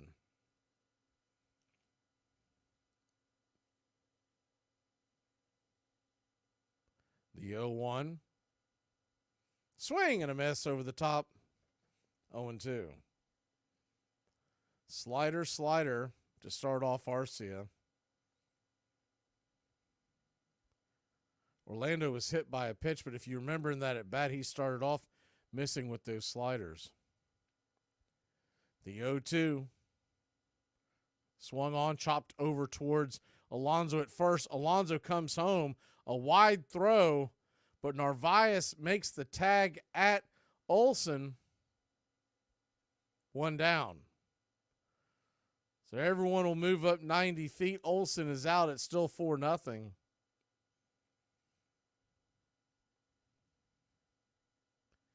If Olsen runs through that, he's probably safe.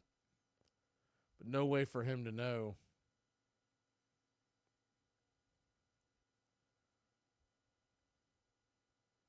Not a great throw by Alonso, but it got the job done. So that'll bring Darno to the plate. Darno swings and takes the first pitch foul back behind home plate. It's 0-1. 90-mile-an-hour sinker. The 0-1.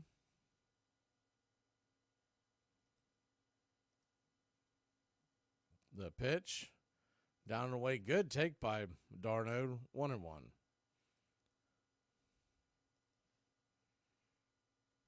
So a 1-1 count. Bases loaded, 1 out. The pitch. Just grabs the outer edge. Good pitch by Hauser, 1-2. You know, he'd love to induce a double play ground ball with the catcher standing at the plate.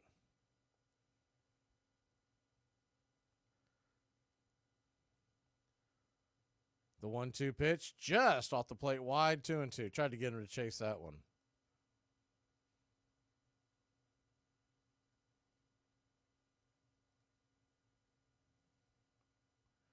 The 2-2. Hauser kicks and fires. Swing and lifts it high and deep down the right field line. Bending, just foul.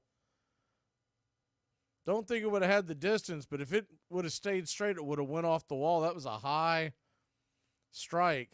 High, loud strike. Nifty catch by the fan. Good Lord, big boy went bending over the rails. If I didn't know any better, I would think that's Vogelfat with the Braves t-shirt on. Here's the 2-2 pitch. Check swing. Did he go around? He did not.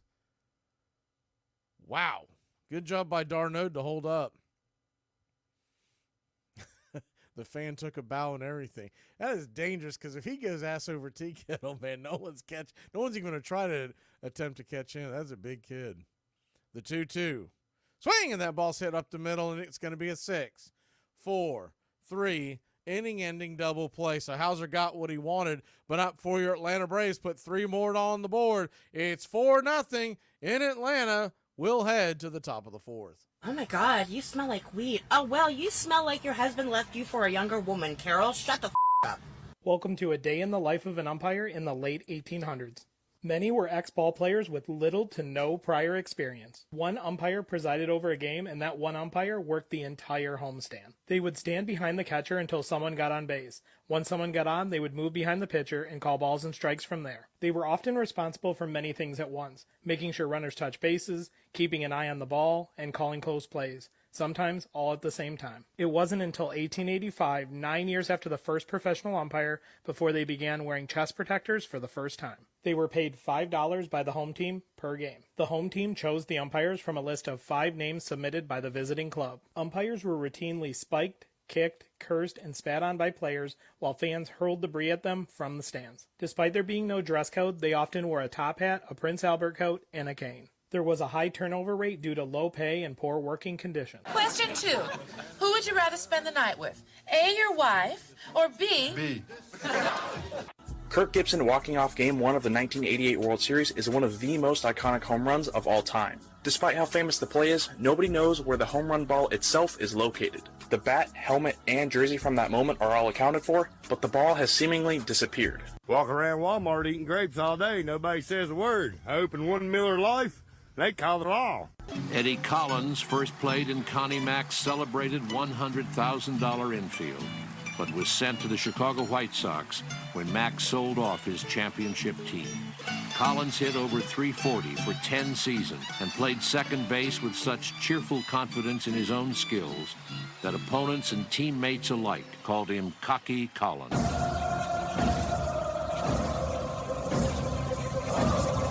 Welcome back to Braves Country Baseball. Atlanta Braves lead this one 4-0. We head to the top of the 4th. Now you'd like to see them get through these next couple innings pretty quickly, or inning and a half.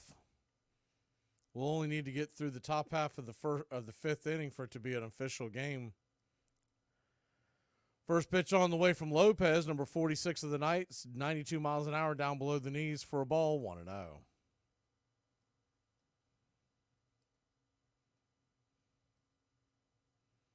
The 1-0. Kicks and fires, 92 on the outer edge. Nice pitch by Lopez, 1-1.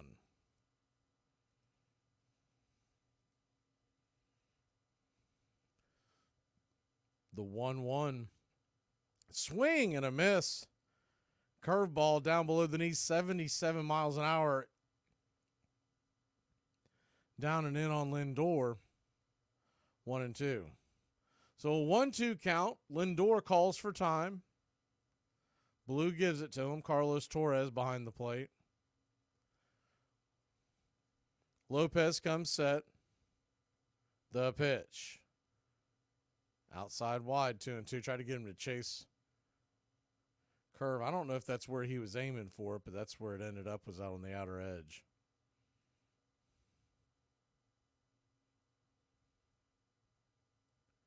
The 2-2 pitch. Swing and chop set foul. First base. First base dugout. So a 2-2 count. Standing on deck is Alonso. The pitch. Swung on, hit hard on the ground, but right at Olsen. He'll flip it over to Lopez, covering the bag. 3-1 put out, 1 away.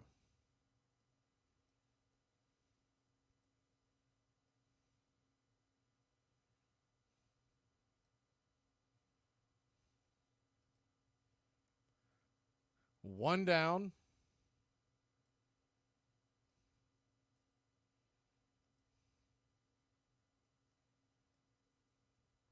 That'll bring Alonso to the plate. Alonso 1 for 1. He doubled his first time up.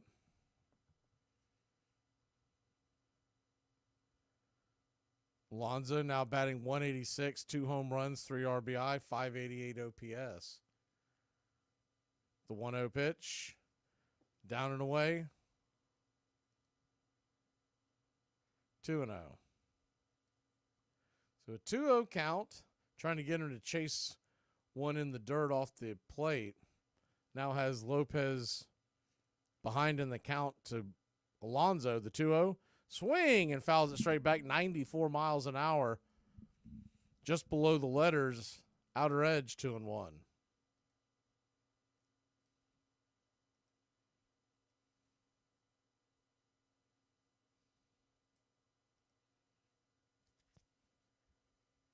Four nothing your score. The Braves are playing the infield on the pull side of the third base side. The 2-2 fouled straight back. Do it again at 2-2. Frankie Montas was off to a great start for the Reds. He has gotten obliterated. 6-1 bottom of the 6th for the Reds versus the Brewers. The 2-2 swung on and fisted foul back against the screen. Catch that Pirates game today. The Pirates should have beaten Detroit. There's a couple of things that happened in that game. I didn't get a chance to see it, but I was listening to it when I was at the day gig. And evidently Matt Vierling, who used to play for the Phillies, if you remember him, the outfielder, he evidently made a couple of crazy defensive plays to keep the game close. As the 2-2 misses inside 3-2. And then they came back from a 3-1 deficit to win the game 5-3. Those are two teams that I don't think a lot of folks expected to be off to good starts, but Pittsburgh and Detroit are playing well right now. The 3-2 pitch just misses inside, ball 4. So Lopez seemed like he was just kind of pitching around Alonso. He puts him on first.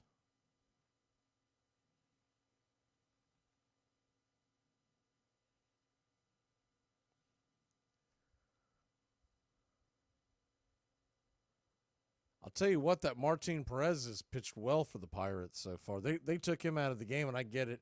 8 innings, a long way to go for the MLB nowadays. Is the first pitch on the way, four-seam fastball to Beatty. Is a strike called at the knees. It's 0-1.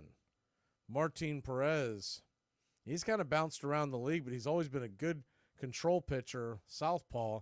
He spun another gem today. He's off to a really good start for Pittsburgh. The 0-1 pitch swung on and fouled down the line. 0-2. I think that NL Central is going to be a fun race this year because you can make an argument for any one of those 5 teams to win the division. And honestly, I don't know why St. Louis was favored. I think they might have the toughest hill to climb. So an 0-2 count, righty lefty, the pitch. He's taken all the way. Was there a time? Oh, pitch time violation like we talked about earlier in the game. Lopez.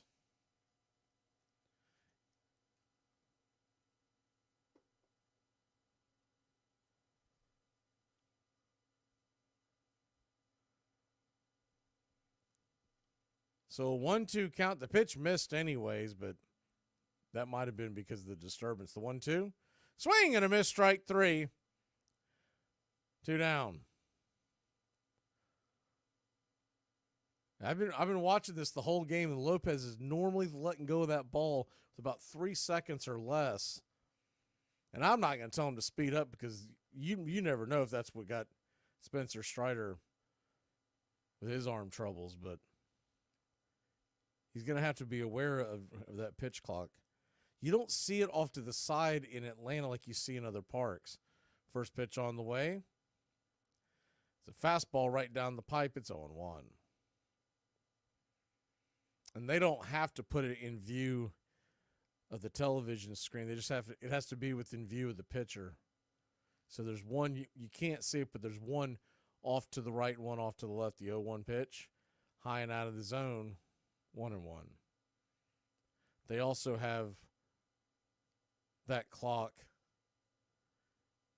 where the batter can see it towards outfield in all these stadiums.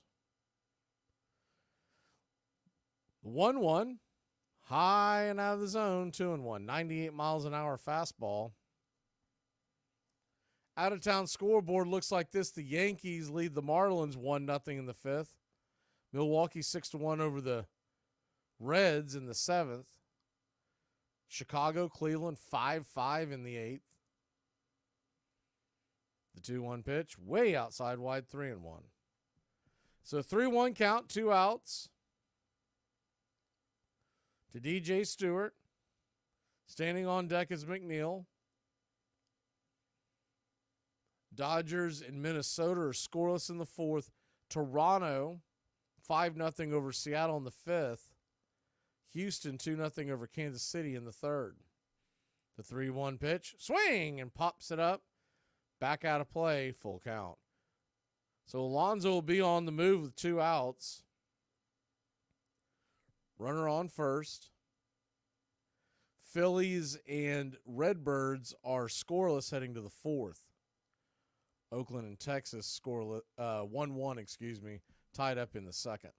Everything else is yet to begin.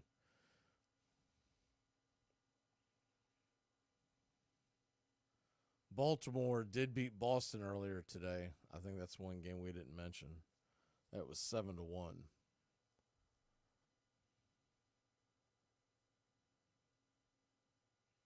So a full count after the timeout.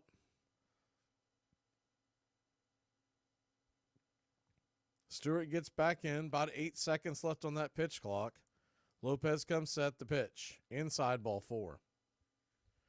Ronaldo Lopez in a bit of a jam here in the 4th inning. Second time through the lineup, 67 pitches.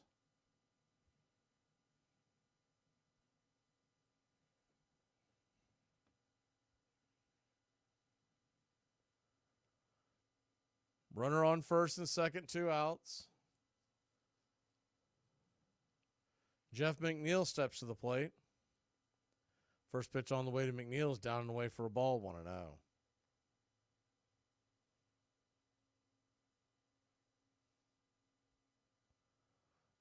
The 1-0.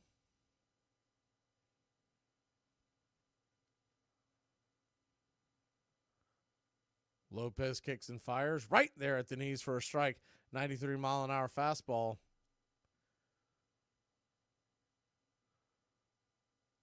So a 1-1 count. 2 on, 2 outs. Rick Kranitz, the pitching coach, is at the top of the steps for the Braves. So if he loses him here, he's probably going to get a visit. The 1-1. Swing and a miss. Good curveball. Pulled the string on that one. It's 1-2. McNeil was way out in front of that one. He's probably looking for the slider.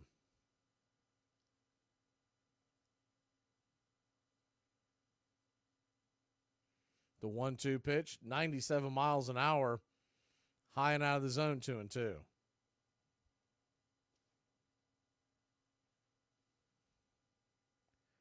So Deuce is wild here in the top of the fourth, 2-2.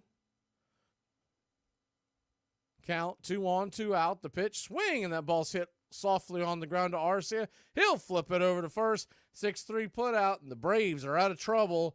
We head to the bottom of the fourth. Kelnick at the top of the order coming to the plate. There are some girls that can manage time and some girls that can manage money. I'm neither of those girls because I'm going to be late and broke. Hey, Braves country, I'm Mac Magee. Join us for Pitch by Pitch, Play by Play, the classic call of Braves country baseball. We're bringing you Atlanta Braves baseball all year long. Jump into our pregame show, Braves Country Today, just before first pitch. Stick around for the postgame show, Braves Country Tonight, where we will open up the phone lines and react to your calls or your comments all year long. That's Braves Country Radio, pitch by pitch, play by play, your home for the classic call of Braves Country Baseball. Scissors. I gotta give this thing some flaves. What are you doing? Crew necks are for squares and Mormons. Oh, cute. Should we do mine? I don't know.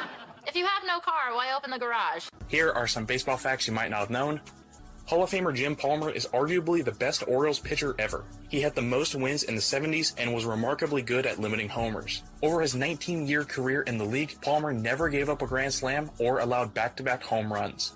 The legendary Derek Jeter holds a pretty impressive record. He's played the most games at one defensive position without ever playing another, with 2,674 games at shortstop. There's something in its intimacy, there's something in that incredible greenness, there's something in the peculiarity of the way that the outfield wall follows its meandering path from right to left. There's something about the way that it fits so tightly and neatly into the city, not surrounded by endless acres of ballparks. And there's something about the fact that it has been the site of so much baseball sorrow, has gone down there, that you can compare it to a Civil War battlefield. It is a vale of tears.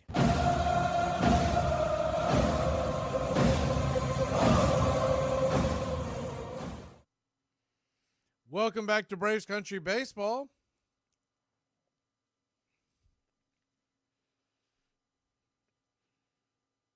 Jared Kelnick will lead us off the first pitch. Curveball by Hauser, who's back out there for fourth inning of work. Grabs the edge for a strike. It's 0-1. The 0-1. Swing, and that ball is rifled down the left field line. Just foul. That would have been extra bases if it was about 2 to 3 feet to the right. Instead, it'll be 0-2.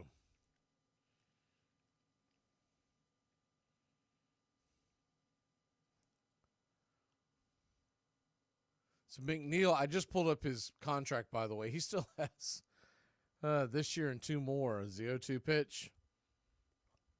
Inside, they gave him the strike. Strike 3. Kelnick didn't like it. Can't say I blame him, but once again, you 2 strikes, you kind of have to you're going to have to pull the trigger there if you're Kelnick. He's not exactly Wade Boggs. He's not going to get the benefit of the doubt on 0-2. First pitch on the way to Acuna is swung on and fouled straight back. It's 0-1. Still waiting for the first Ronald Acuna Jr. home run of the year. He's been known to get off to slow starts. Remember, he was injured in spring training, so the 0-1, swing and a miss, 0-2. But that Jeff McNeil contract,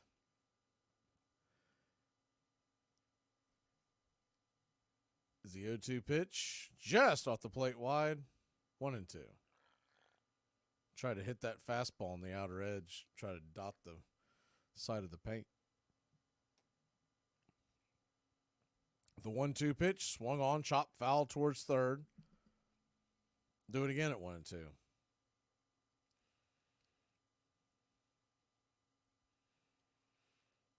McNeil is the 1-2 pitch, down and away, 2-2. Not only is he due 15.7 next year and 15.7 and 34 is the 2-2, down and away, 3-2. Tried to get him to chase the changeup in the dirt. It was nowhere near the zone.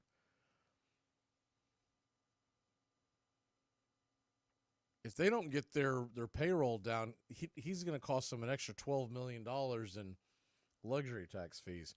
The 3-2 pitch just misses ball 4, and Acuna will head on down to first. 1 on, 1 out. Can you imagine if you paid Jeff McNeil $27 million because of luxury tax? I wonder why they announced that. That'll bring Ozzie Albies to the plate. Ozzie throw back over to first. They almost get Acuna. He didn't slide. He just kind of scooted in. Alonso came very close to getting him on the tag right on the wallet. Ozzie at the plate. Open stance from the left side. The pitch. Outside wide, 1-0. Started him off with the sinker.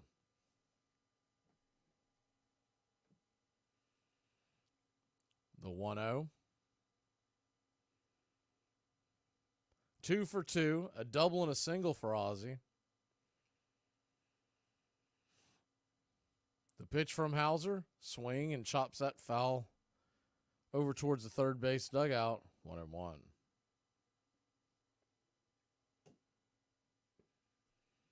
Ozzie Albies now batting .325 on the year and a .961 OPS with 2 homers. 11 RBI. The 1-1 to Oz. High and out of the zone. 2-1. Slider, they were set up inside, and that pitch nowhere near the zone.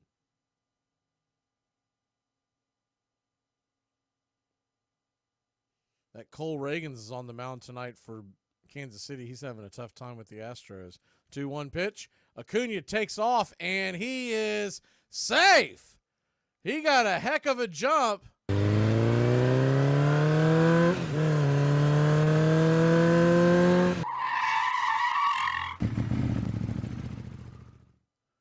Head first slide. Narvaez. One hopper up there. And Acuna stands on second. 1 out. The 2-1 to Ozzie. Swing, and that ball is inside outed foul towards the Mets dugout. Slaps up against the screen. 2-2.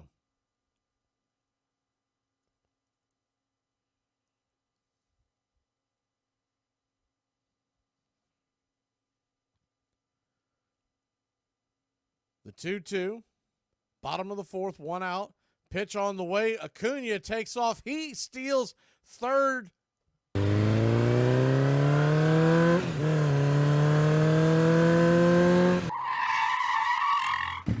sending him back. Now, home plate umpire Torres says stay. So it will be a stolen base. A little bit of confusion there. The third base umpire, Junior Valentine,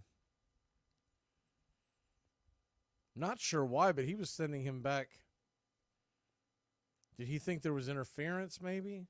It's the only thing I can think of, but there obviously was no interference. So a full count to Ozzie. The pitch. Swing! And that ball's popped up high in the skies. Not very deep. Acuna's going to have to stay put at third. Well, I would say he is going to stay put. He never know with Ozzie. He does. With Acuna. It was very shallow right field. Marte, good throw to the infield, 2 down.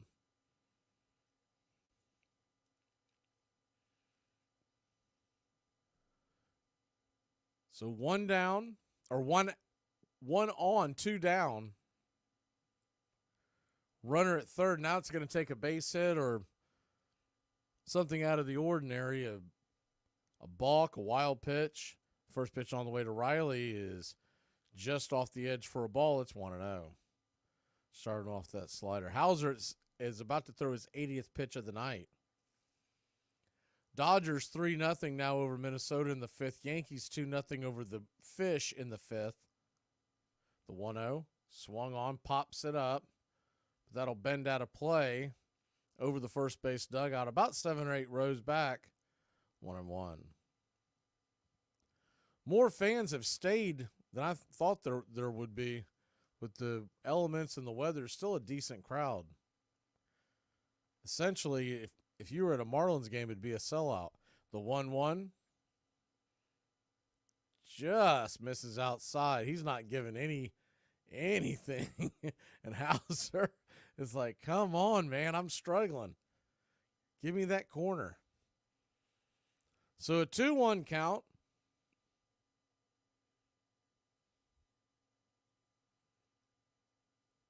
The pitch. Swing, and that ball's rifled into center field. That's down for a base hit, and your Atlanta Braves put one more on the board. It's 5-0 Hotlanta. Bottom of the fourth.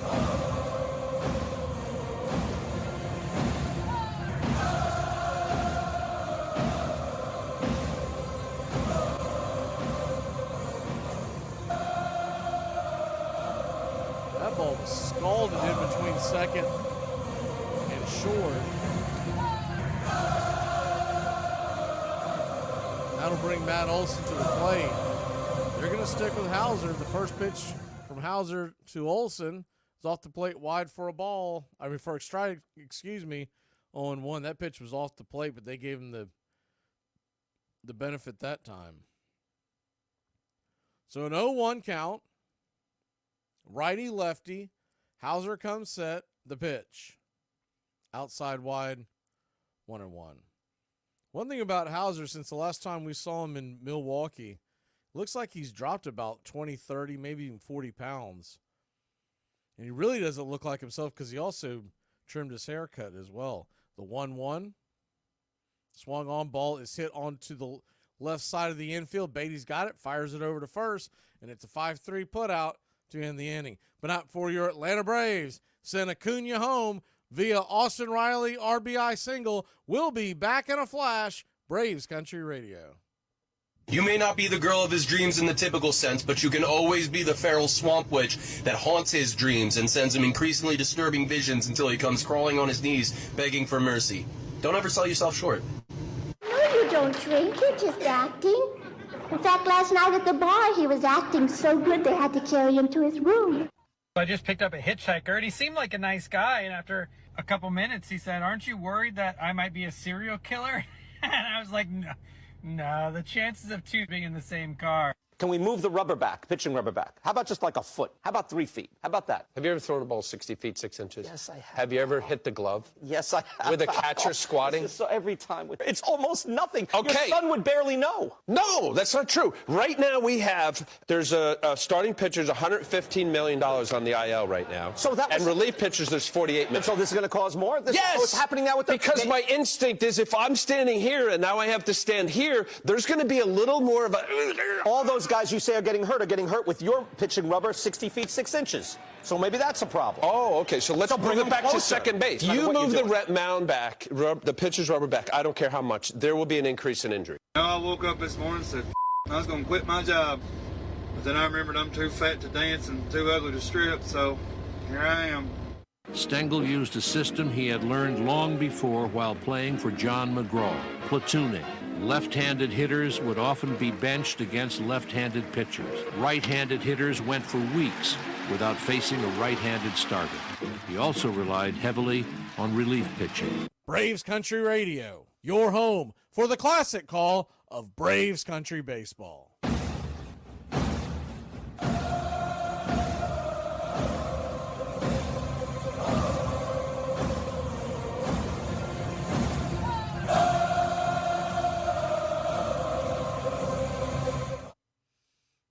Welcome back to Braves Country Baseball. Please smash that like button and subscribe today.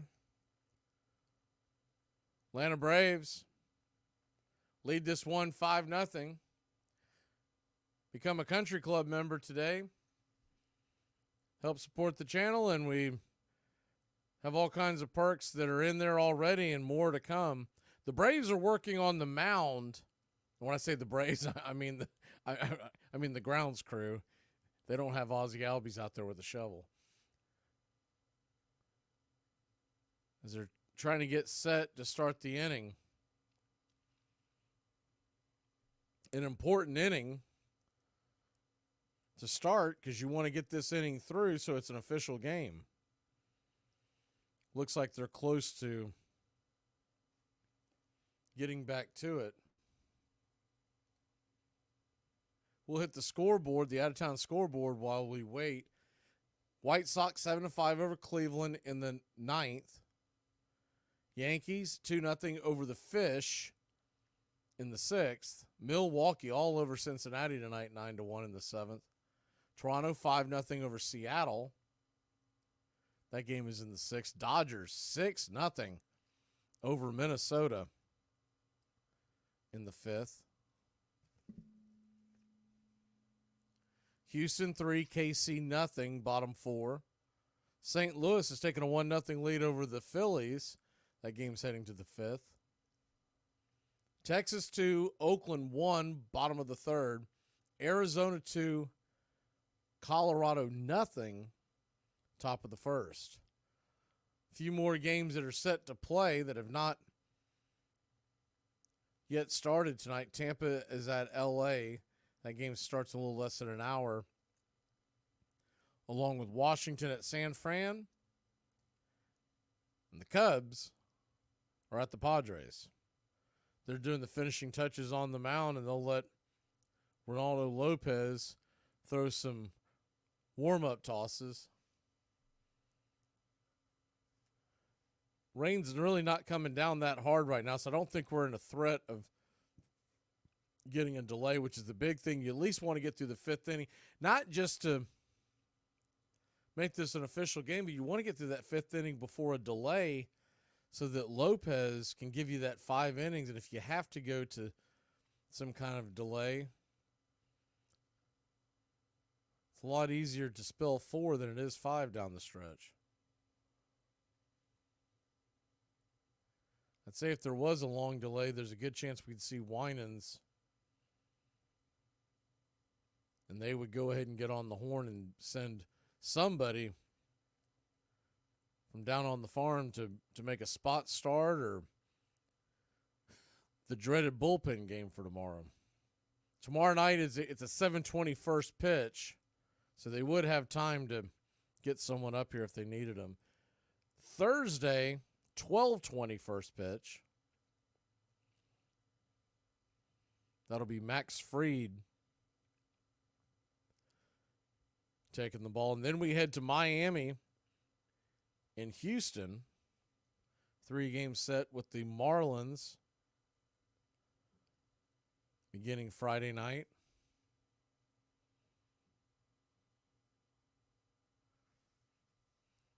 Ronaldo Lopez throwing his last warm-up pitches. It looks like we are set. Lopez, 72 pitches.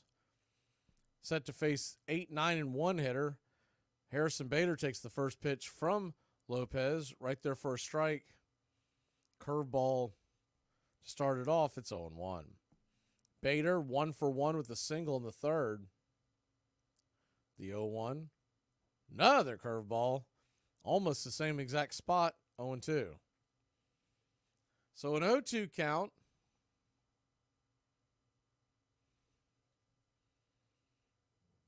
Lopez fires a 95-mile-an-hour fastball. It's going to get hit into right field, drifting over, making the catch is Acuna.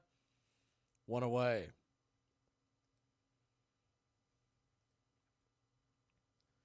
The start times for those games, by the way,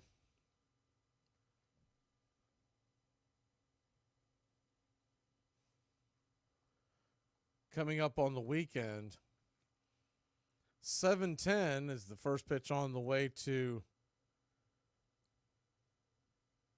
That ball's going to get fouled over the third base dugout, 0-1. Omar Narvaez walked his first time up, the hind catcher. Righty-lefty matchup, the 0-1 pitch. Curveball misses wide, 1-1. Friday night is 7:10 first pitch. That's a little different. If you remember, the Miami was doing 6:40 first pitches. I don't know why they've decided to go to 7:10, but they have. The 1-1, down and away, 2-1. I noticed they did a couple of 6:40s early, so I don't know if that's just random. I don't believe that's opening night for Miami, but haven't really kept up with them. The 2-1 pitch, swung on, popped it up, high in the sky. Travis d'Arnaud gives it chase. It's just going to get over the screen into the first row. Happy fan will get a souvenir. Big smile on d'Arnaud's face. I think it was a kid that made it. It's hard to tell. Everyone's got hoodies and rain gear on. No, actually, I know Miami started at home. They got swept. I think it was by the Pirates to start the season, but that was in Miami. So maybe they're going to 7:10 for some reason. They think it's going to bring fans in. The 2-2. What? Well, curveball was right there at the knees. In fact, it was well in the zone. And Carlos Torres has the same juice that Junior Valentine was on last night because he missed that call all the way. 95-mile-an-hour fastball, swing and a miss, strike 3. He'll get him anyways, 2 down.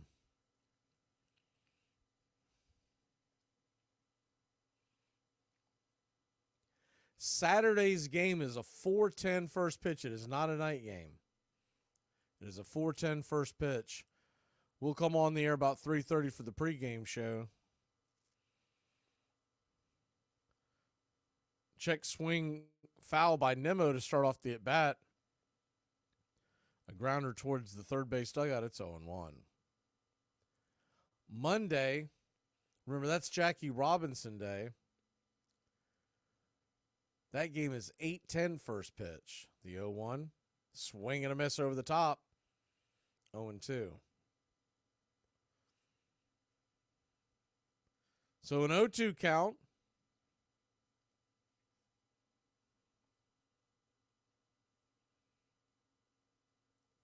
The pitch from Lopez. Swing, and that ball's lifted into left field.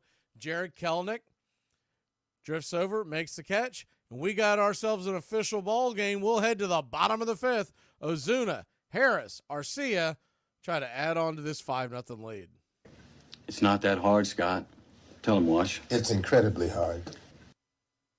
Babe, do you like my nails like this? Or do you think I need to make them longer?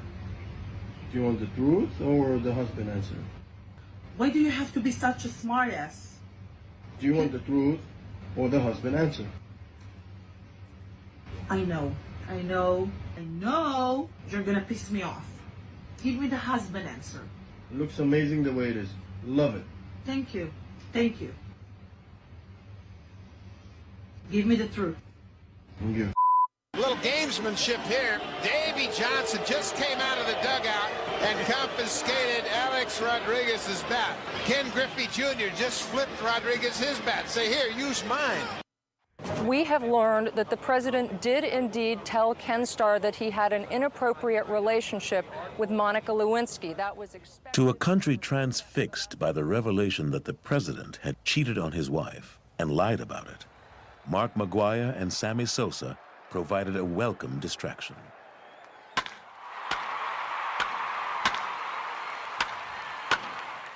In baseball, it's not always true what Mae West said when she said, too much of a good thing is wonderful. Steve Wilstein, a reporter covering McGuire for the Associated Press, broke a story that cast doubt on the legitimacy of the home run chase. You know, I was standing by McGuire's locker in St. Louis, waiting for him to come out of the shower. And there were about a dozen or more reporters there. And these are open stalls. And on his top shelf, he's got a picture of his son. And there's also this bottle of something I didn't know. And I wrote down the name of it, and I just, in my notes, spelled out androstenedione.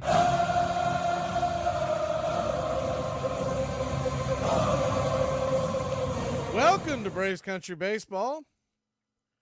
Atlanta Braves, 5-0 your score, bottom of 5, and Marcell Ozuna will step in against Hauser. He's back out there. His 86th pitch of the night. First pitch misses high, 89 mile an hour. 1-0. Called it the sinker, but it didn't sink. The 1-0 pitch. Swing and a miss. Good pitch by Hauser. Pulled the string on that one. 1-1.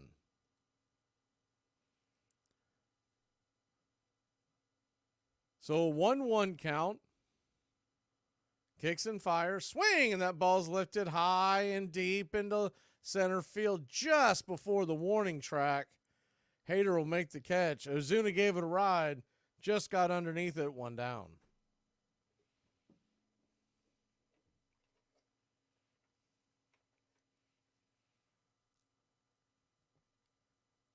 One down, and Michael Harris II will grab the bat.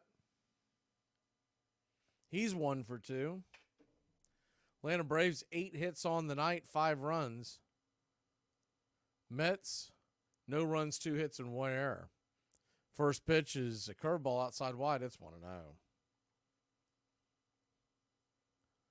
The 1-0. Swing, and that ball's roasted up the middle, but right at Lindor. He'll scoop it easy, flips it over to first. 6-3 put out, 2 away. Good hard hit ball, but they had the shift on Harris.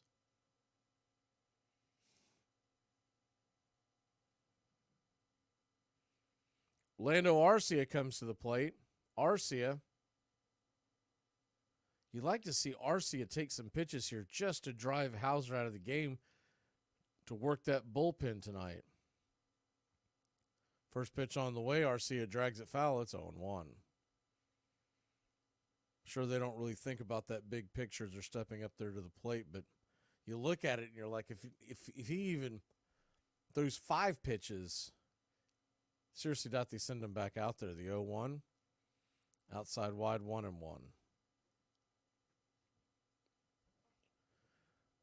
So a 1-1 count, 2 down. The pitch in the dirt. I believe that was the curveball, but it missed by a country mile. 2-1.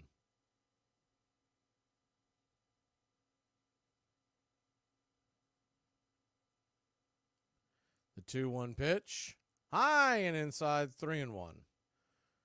Slider misses.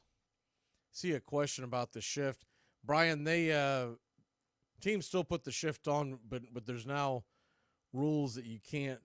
Is a 3-1 pitch is swung on, grounded over to short. It's going to be a 6-3 put out, and Lindor puts out Arcia. That'll end the inning. We'll explain the shift rules when we come back. Braves lead at 5-0. The heart of the Mets order coming to the plate. One thing about me, I'm going to say whatever the I want until someone beats my ass. Then I'm going to still say whatever the I want with a black eye, a couple missing teeth, maybe some broken bones. If it's any consolation, I'm not really sure how good those tickets are. I was hoping to get something on the first few yard lines, but I can only get ones way back on the 50th.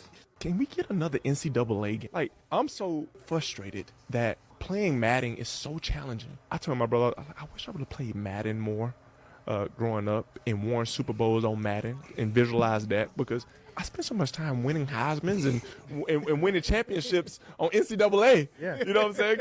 Like, I didn't play enough Madden. Yeah. You know what I'm saying? Like, so now I'm going back and I'm having to take my rating down from all Madden to all pro, and then I'm losing to all pro.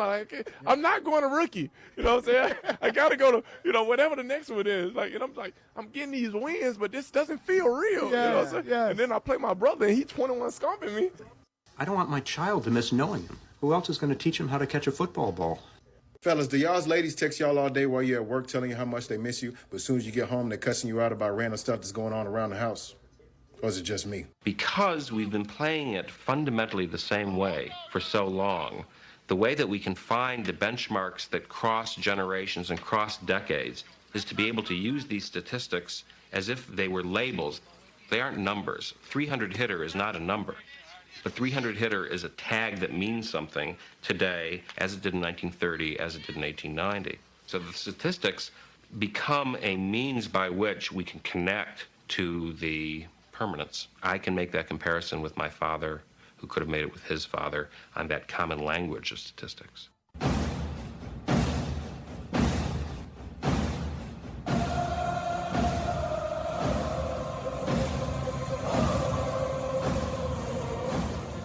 Welcome back to Braves Country Baseball. Ronaldo Lopez will go back out there. He's thrown 84 pitches. They'll try to get him through the sixth, which would be a nice feather in his cap, get him a quality start. The first pitch on the way. He's down below the knees to Marte. It's 1-0. Yeah, Brian, so what they did was what the rule is now is the 1-0 pitch is swung on, hammered into left field. A two-hopper to Jared Kelenic. It's a leadoff single for Marte. Your shortstop cannot be, if you're looking from home plate, cannot be or must be left of second base. Your second baseman must be right of second base. And the other thing is all four infielders have to have their heels in the infield. They can't have they can't be hanging out. If you remember, as the first pitch on the way to Lindor is high and out of the zone, it's 1-0. If you remember back a few years back when the Braves were actually when the Braves won the World Series, Austin Riley was always playing over at second, but it was also like a really shallow right field. The 1-0 pitch is fouled back. It's 1-1. So they haven't completely outlawed it, but they've made it to where there's not just a wall of defenders on one side. The 1-1 to Lindor. The pitch swung on, chopped over to Olsen, steps on the bag, fires it over to second, and Arcia will tag Marte on the knee. Marte looked back at Olsen. He said something and laughed. It must have been something to the effect of, "I can't believe you did it that quickly." That ball was scorched. It was a one-hopper to Olsen. He tossed it over to just the look on Marte's face of like, what the hell just happened?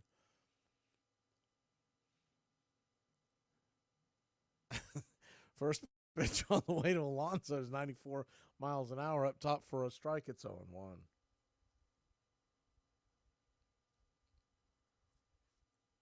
The 0-1 to Alonso. Righty. The pitch just misses inside, 1-1.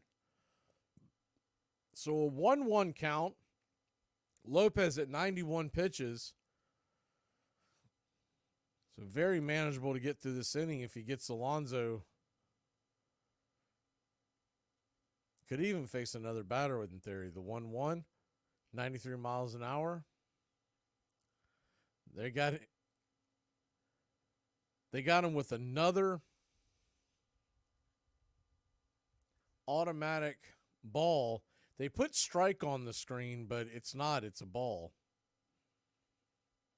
I'm sure they'll fix it here in a second. The pitch. Swing and fouls it back. 2-2.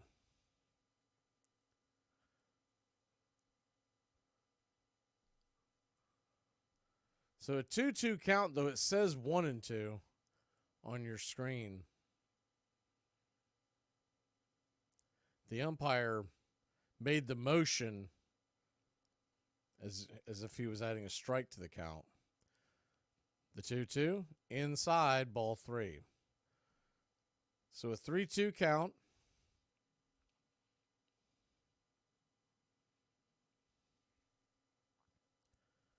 Two outs. The payoff pitch. Swung on and lifted high into right center field, coming over, making the catch is Money Mike right in front of Acuna. Man, that was close. They almost collided. We'll be back in a flash. We head to the bottom of the sixth. Ronaldo Lopez, what an outing. What a signing. We'll be back in a flash. I'm poor, Yeah, you are. Armchair presents the world's first star in your own radio commercial. Okay, guys, whenever you hear this sound, insert your name. Hi there. Braves country. Sorry I'm late. Sometimes there just aren't enough hours in the day to be a neurosurgeon and a swimwear model. Oh, am I thirsty? How about it? Braves country. Got anything tall and cool? Oh, no. Braves country. You are so thoughtful. But of course, Braves country. The first choice for every occasion. You know, I have a confession to make. If I ever had a son, I'd want to name him Braves country. Oh. Braves country. Come here. Now. Braves country. Braves country. Braves country. Well, you did very well in your first commercial. Braves country. Have a Braves country. You've earned it. Armchair. Do you ever miss the six-pack when you blow up between fights? I'd rather be fat and happy than ripped. And like these people who are ripped all year round aren't happy. I'm not arsed. I don't care what they say. This six-pack's sound. I look great, but I'd rather be fat and happy, lad.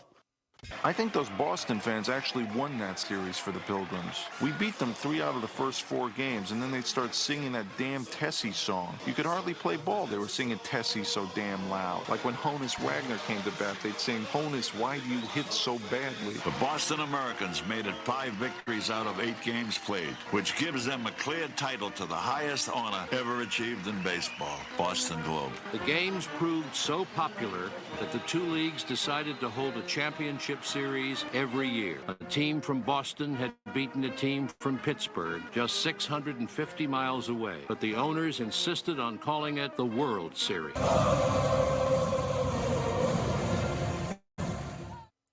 Welcome back to Braves Country Baseball. Atlanta Braves lead at 5-0. We head to the bottom of the sixth. Nunez comes in from the bullpen, fires the first pitch for a strike to Travis d'Arnaud. It's 0-1. The 0-1. Swing, and that ball's hit hard on the ground.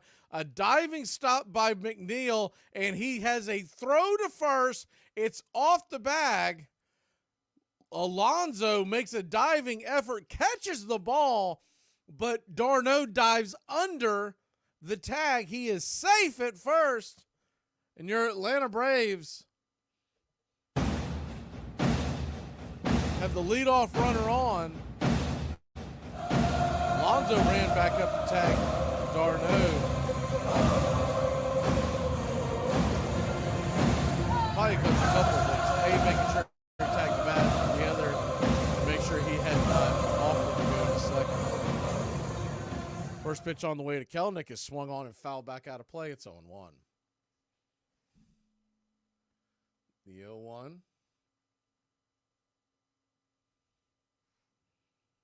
Righty lefty, the pitch. Swing and pops it up into center field. Coming in. Bader's going to get to it, but not before. It drops for another single, and your Atlanta Braves have runners on first and second. Nobody out. Ronald Acuna Jr. coming to the plate. Bader tried to deke d'Arnaud. Stuck his glove up. d'Arnaud was slowly jogging to second. He had a good read on it. So 2 on, nobody out. Mets in a slight shift in double play depth. The first pitch on the way to Acuna is swung on and fouled straight back. It's 0-1. 98 miles an hour right down the pipe.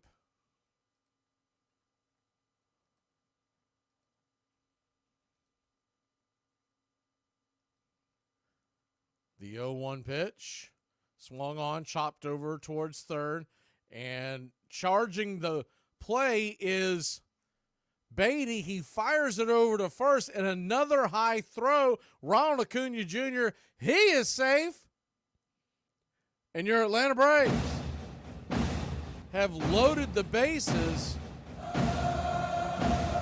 Beatty was thrown off his front foot. I've never looked upon Alonso being a great defensive first baseman. He has made 2 incredible stabs. Man, that was close to the two of them could have collided, Acuna and Alonso. What a nightmare that would be for both teams. First pitch on the way to Ozzie Albies is chopped foul down the line. It's 0-1. Ozzie, 2 for 3, a double, a single, an RBI. Bases loaded, nobody out. First pitch, the 0-1 pitch is swung on, grounded over to first. It's going to be an easy out for Alonso. He tags the bag. Darno comes home to score, and your Atlanta Braves are taking a 6-0 lead. There will be an RBI for Ozzie Albies. Trailing 5-0. Alonso didn't want to take the chance of coming home on the play. He traded the run for the out.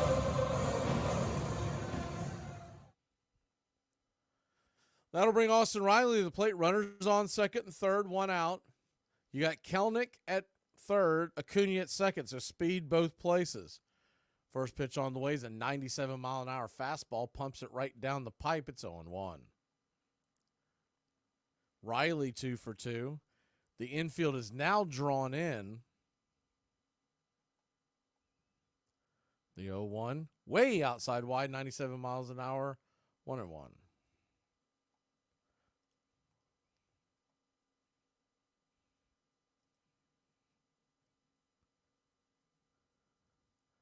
Dedniel Nunez, as the 1-1 pitch, flips a slider right down the pipe, 1-2. It's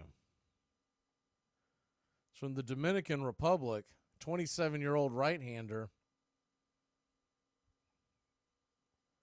Rookie. The 1-2 pitch, swing and a miss, strike 3. 2 away. He's got a live arm.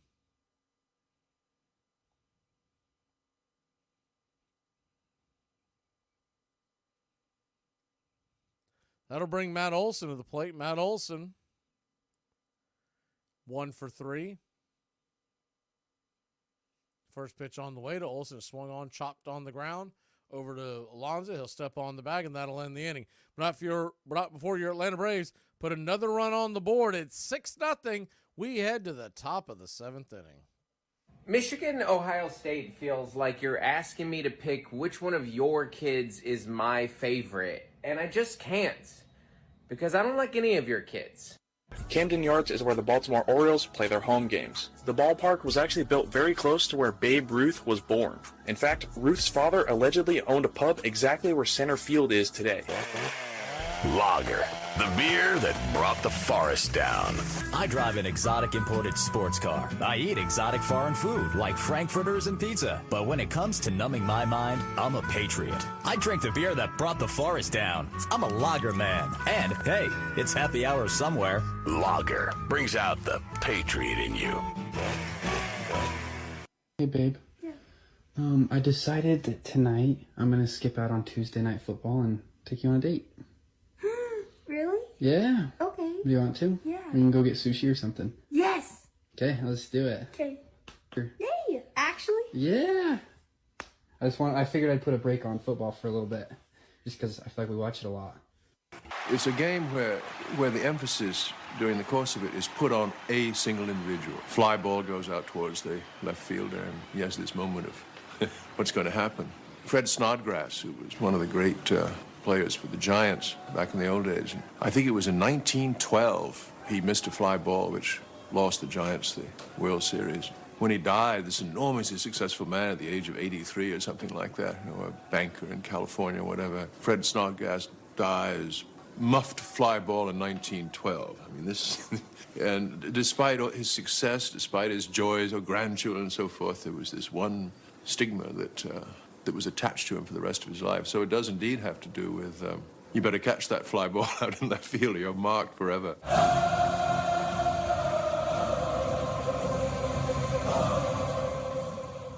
Welcome back to Braves Country Baseball. Aaron Bummer will come on. Bummer, 3 1/3 innings so far with an 8.1 ERA.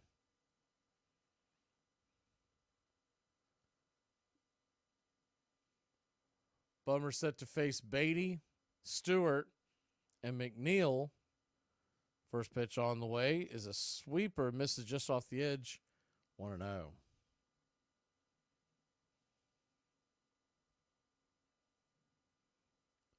The 1-0. 2-0. So a 2-0 count. You got to figure they're going to do some kind of some pinch hitting here. They're all left-handers due up against Bummer. The 2-0 pitch. Swing and a miss. 2-1.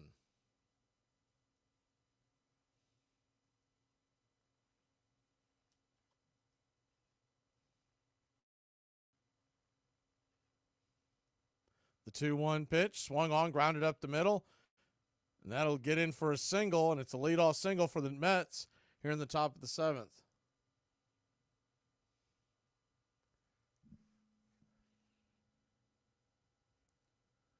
So 1 on, nobody out, and they will pinch hit.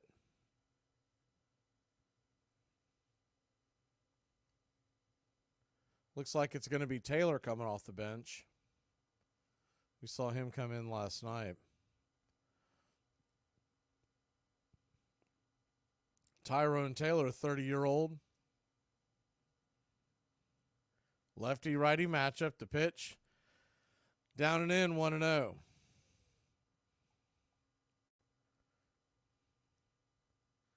Tyrone Taylor, you may remember, he was a Milwaukee Brewer till last year. Played for the Brewers from 2019 to 2023, primarily as the extra outfielder off the bench, but he did play in 120 games in 2022. The 1-0 pitch misses wide, 2-0.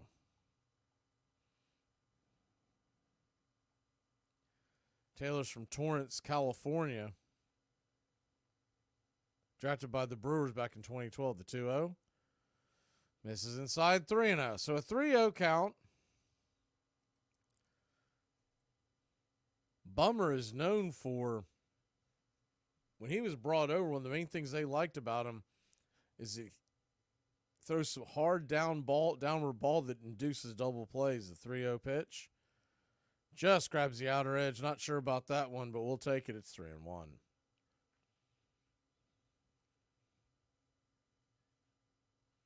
He had terrible numbers last year with the White Sox, but what the Braves liked about him was what they call the expected batting average. Is the 3-1 pitch, swung on and fouled down the line, 3-2.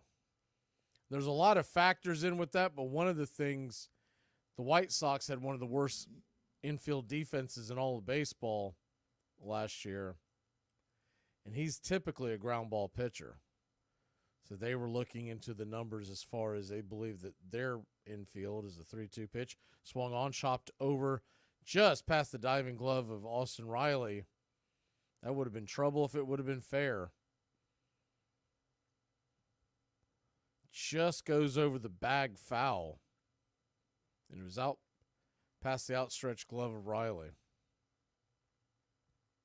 If it's fair, Riley probably gets to it, but I think you would have had an infield single there because Taylor was busting it down the line. The pitch, swung on up the middle. RC has got it. A 6-4-3 double play, just what the doctor ordered. So kind of to the point, and it's going to take some patience as fans to watch it because you want immediate results, but they believe Bummer is a guy they can bring in a big situation. And I think they're thinking more down the line as far as like in October, come in with the bases loaded, 1 out, that kind of thing, and he can come in and induce a double play. First pitch on the way, Jeff McNeil is outside wide for a ball. It's 1-0. The 1-0. Swing and fouls down the line, 1-1. I really think the more and more that I've seen Bummer, and I watched him a lot in the spring training as well, I see what they like in him. I think he just has to get basically some seasoning with the Braves and get some confidence, and I think he'll be all right. The 1-1. Swing and a miss. Nasty sweeper, 1-2. He throws that hard sinker down, and even against a right-handed batter, you just saw it goes underneath their hands and they roll it over. And to a left-handed batter, they tend to weakly hit it on the ground as well. The 1-2, down and away, 2-2. The other thing that they liked about Bummer when they brought him over as a left-handed pitcher, he doesn't have ridiculous splits. His numbers are pretty close to the same righties and lefties. The 2-2 pitch, grounded up the middle. That time the defense was played on the shift, and he went right in between the 4-6 hole. If we were playing that honest up the middle, Ozzie gets to that easily, would have ended the inning. But instead, McNeil goes to first. There's 2 outs. Harrison Bader will be the batter. Bader, 1 for 2 on the night. First pitch on the way to Bader's 95 miles an hour sinker on the outer edge. It's 0-1. Bader is from New York, but played his college ball for the Florida Gators. The 0-1 pitch, swing, and fouls it back out of play, 0-2.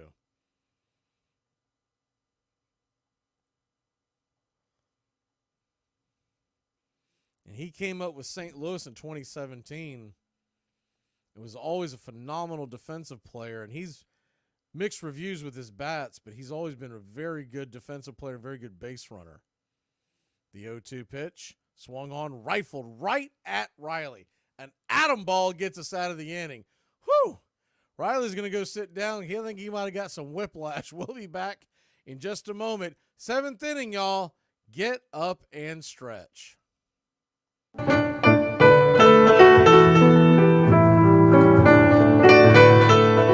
right! I can't see you. Let me hear you. A 1, a 2, a 3. We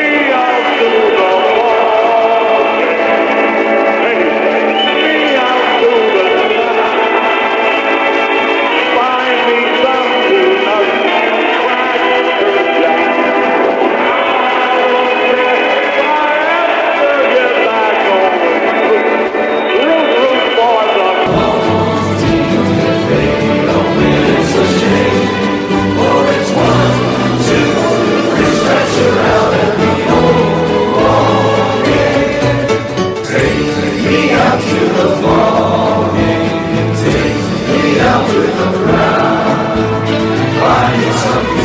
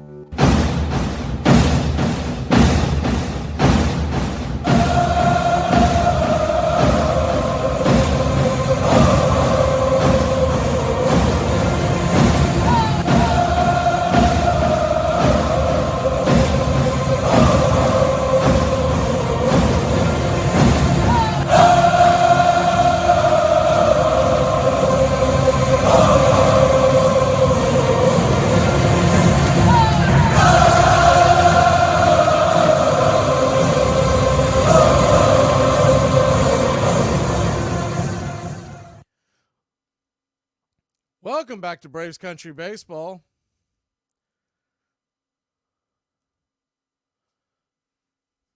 The 1-0 pitch to Marcell Ozuna is right there for a strike. It's 1-1. The 1-1 from Nunez. Slider, top of the zone, 1-2. Ozuna will take his quick timeout. So a 2-2 count. Base is empty. Bottom of the 7th. Nobody on, nobody out. The 1-2 pitch is swung on, lifted high and deep down the right field line. Plenty foul. Be a souvenir for someone about 15 rows back. We'll do it again, 1-2. Standing on deck is Michael Harris II. The 1-2. Down and away, 2-2. If you're just joining us, Marcell Ozuna extended his hitting streak to 12 games tonight. Matt Olson has a 21-game home hitting streak. He'd have to get back up one more time. That's not likely unless they really get to swinging the bats here. The 2-2.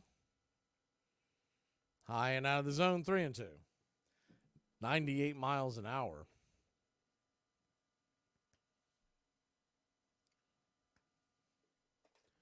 So a 3-2 count. The pitch from Nunez. Swing and a miss, strike 3. Chase the slider off the edge into the left-hander's batter's box.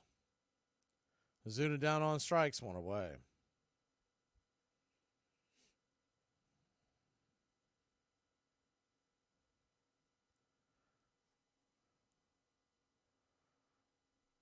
That'll bring Michael Harris II to the plate. He is 1 for 3. First pitch to Harris, 96-mile-an-hour fastball, swing and a miss at the top. It's 0-1.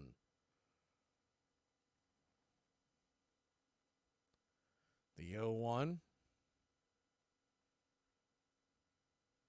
Pitch on the way. Just misses outside wide, 1-1. 95-mile-an-hour fastball.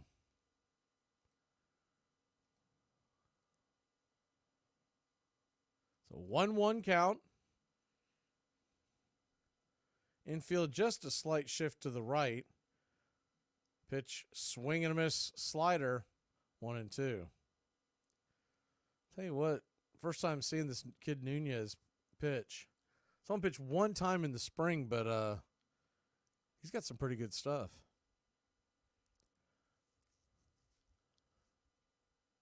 Braves 6, Mets nothing. Bottom of the 7th. Rain still coming down just a bit. The 1-2. Swing and chops that foul off the plate. Do it again.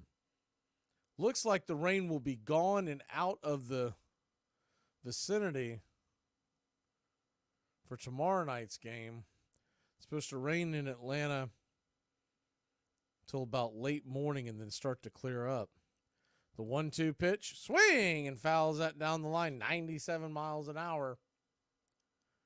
We'll do it again.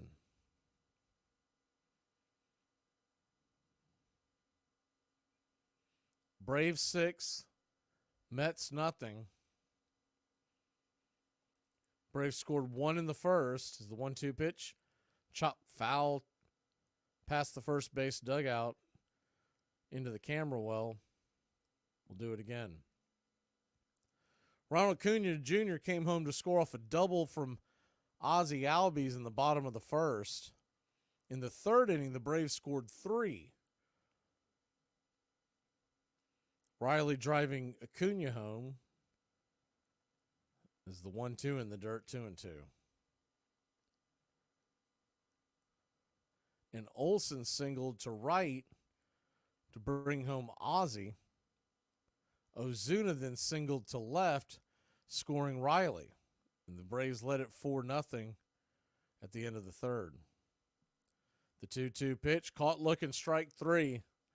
Threw the slider up there, and Michael Harris just couldn't get the bat off his shoulders. 2 away.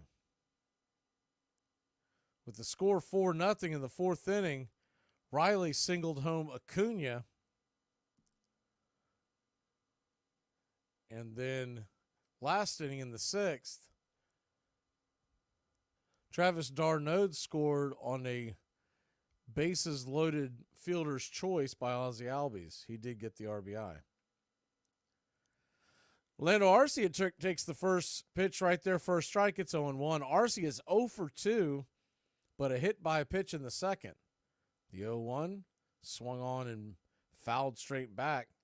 Four-seam fastball, about letter high, outer part of the plate, 95 miles an hour, 0-2. So an 0-2 count. The pitch. Swing and chops it over to third. Beatty's got it, fires it over to first, and it's a 5-3 putout to end the inning. 3 up, 3 down. We head to the top of the 8th. Narvaez in the top of the order for the Mets due up. It's fine. We'll buy it and we'll return it. All sales are final. Come on. I'll show you what's final, you I will burn you alive like the last you cross me. Okay, all right. That's not getting us anywhere, okay? She's hot. I went hot real fast. It happened. Y'all, my wife and I have been happily married for 16 years. The other day I decided to watch a movie without her, and all of a sudden I'm moving funny. American history lesson. You don't know nothing about Lady Liberty standing there in the harbor with her torch on high, screaming out to all the nations of the world, send me your poor, your deadbeats, your filthy. And all the nations sent them in here. They come swarming in like ants. And they're all free to live where they feel safe. And they bust your head if you go in there. That's what makes America great, buddy.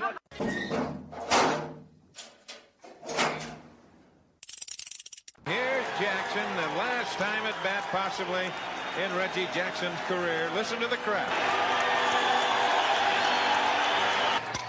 Broken bat up the middle, base hit, Reggie Jackson. Anyone else find functional alcoholics fascinating? Like, these will drink a 30-pack of the most disgusting beer on earth, get blackout drunk, and then wake up the next morning at 6:30 a.m. and go to a manual labor job in the direct sunlight where they work all day. The only thing that they'll consume is like a gas station hot dog and Mountain Dew, and they will be totally fine, and then when they're done work, go right back to drinking again and do the whole thing all over. One of the things about baseball is the imagination of people, and something remarkable happens. I was there in their imaginations. When Babe Ruth allegedly pointed to right field bleachers before hitting his home run there against the Cubs in that World Series, I've had at least maybe 100 people tell me, I was there. If everybody who said they were there really at Cubs Park would seat 500,000 people. Welcome back to Braves Country Baseball. Good news from St. Louis. The Cardinals lead Philadelphia 3-0. So if this lead holds and their lead holds, Braves lead in the division will go back up to 2.5 games over the Phils. Tyler Matzik comes in, a left-hander, set to face Narvaez. Lefty-lefty matchup, first pitch. Four-seam fastball right down the pipe for a strike. It's 0-1. Time to turn back time here on Braves Country Baseball. Squeeze a couple of these in before the end. The 0-1 pitch. Across the letters, slider. It's 0-2. Braves have the shift to the right side on in the infield. The 0-2 swing, and that ball is laced just past the glove of Ozzie Albies, down for a base hit. And Narvaez really had some pretty good at-bats tonight, is on with a leadoff single. Top of the order now due up for the Mets. On this date in 1913, in front of approximately 10,000 fans who were braving the frigid weather, the Phillies beat the Brooklyn Dodgers 1-0, spoiling the debut of Ebbets Field. First pitch on the way to Nemo is right there for a strike on the outer edge. It's 0-1. Given special permission, Brooklyn opens the season a day early to inaugurate its new $75,000 ballpark, which took a year to build. Have things have changed. The 0-1 misses down below to Nemo, 1-1. So a 1-1 count.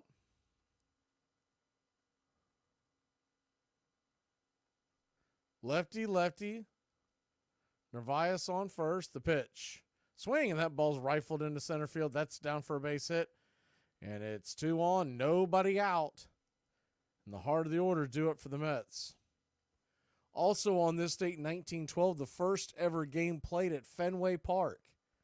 The Red Sox beat Harvard 2-0 in an exhibition contest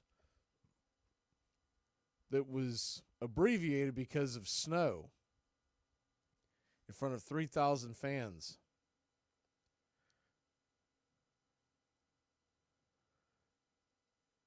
Crimson third baseman is the first pitch on the way to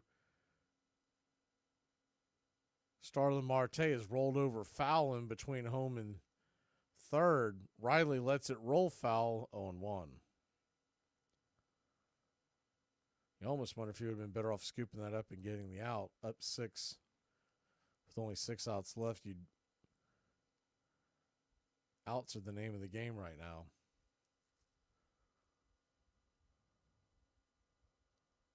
Harvard Crimson third baseman Dana Wingate, a sophomore from Winchester, becomes the first batter in the Boston ballpark, taking the first pitch for a ball 1 before being struck out by Casey Hageman. The 0-1 pitch swung on and fouled down the line, deep down the line, but plenty foul, 0-2. So an 0-2 count.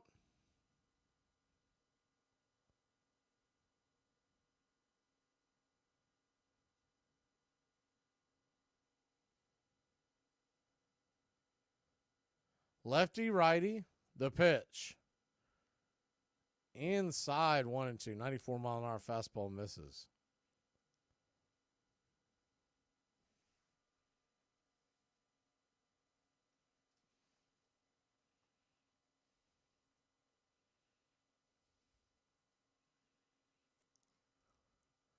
The 1-2. Inside 2-2.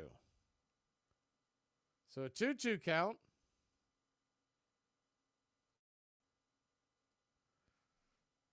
Tyler Matzik, 10 pitches into the inning, still looking for the first out.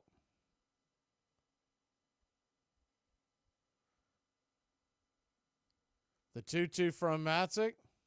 Swing and a miss, strike 3. Nasty slider down and in. 1 away.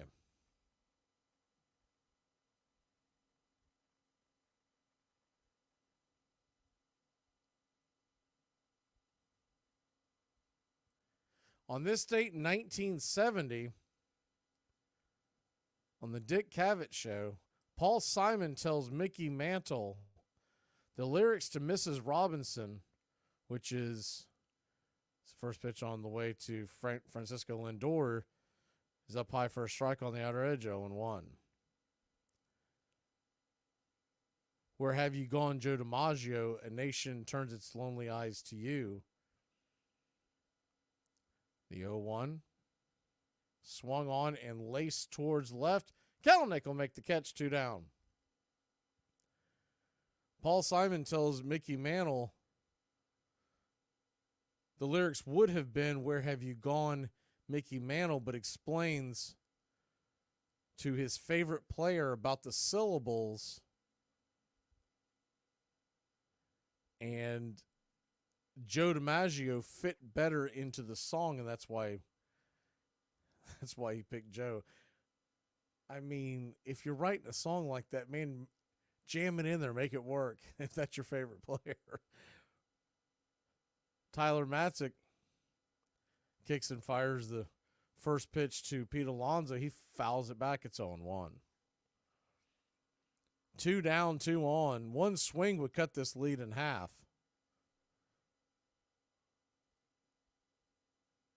The 0-1 from Matzik. Way high. Drops off pops out of the glove or off the glove of Travis d'Arnaud. Goes all the way to the backstop, and the runners on first and second will scoot on down to second and third. So now a single would score 2.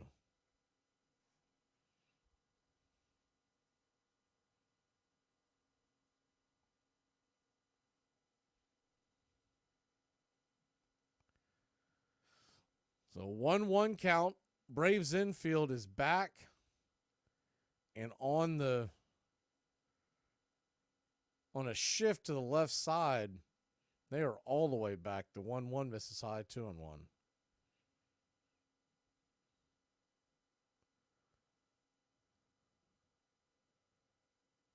The 2-1 pitch swung on and blasted deep into left center field, and that ball is gone. Batsick knew it the moment it left his bat. Matzik hung his head, and he knew he'd gotten way too much of the plate. Pete Alonso crushes that ball 413 feet, 105 miles an hour off the bat, and the Mets have cut it in half at 6-3.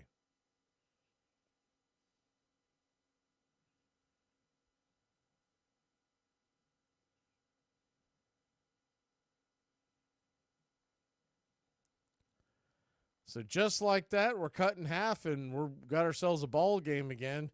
Beatty comes to the plate, lefty-lefty matchup. First pitch, 94 miles an hour. It's 0-1. So we may see eyeglasses tonight. Wasn't sure if we would with a 6-0 lead, but now it's a save situation. Atlanta does not want this game to get away from the 0-1. Swung on, chops over to second. Ozzy's got it. Should end the inning. Nope. Bad throw. Terrible throw. It's going to be an E4, and Beatty will be safe at first with 2 outs. Not sure what happened there. Brian Snicker's going to come get Matzik. I mean, the ball just sailed.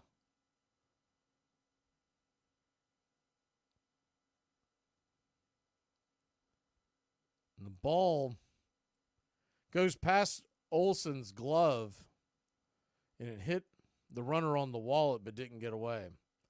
So Matzik's gone. Here comes Joe Jimenez. We'll be back in a flash here on Braves Country. Imagine running your mouth on social media, and then boom, I catch your ass at Walmart. Hashtag cleanup on aisle 3. Hey, Braves Country. This is Mac Magee with Braves Country Radio. We are bringing you pitch by pitch, play-by-play of your Atlanta Braves all year long. Please like and subscribe today. It's free, and it helps us bring you more of the game we all love. Braves Country Radio, your home for the classic call of Braves Country Baseball. At all the calls I made on 4th down all those years, you know what my favorite 4th down call was? Punt. It was the most successful play we had. Chuck Norris doesn't breathe air. He holds air hostage. Death once had a near Chuck experience. Chuck Norris can slam a revolving door. How difficult is it to hit a baseball? I don't think it's that difficult, simply because you only have to do it 3 out of 10 times, you go to the Hall of Fame. The first thing about hitting that is important is you have to be fearless. I mean, if you're scared of getting hit with the ball, forget about it. I look for a fastball every pitch. Now, if you're looking for a fastball and he throws you a slider, a curveball, a changeup, a forkball, a knuckleball, a palm ball, a spitball, a screwball, you're going to hit it. You can just adjust to it. Now, if you get a young kid that's going to swing at a high pitch occasionally or a low pitch occasionally, he's going to be very aggressive. Let him do it. Don't try to make him swing at strikes only. The important thing about being a hitter is being aggressive. Chuck Norris's calendar goes straight from March 31st to April 2nd.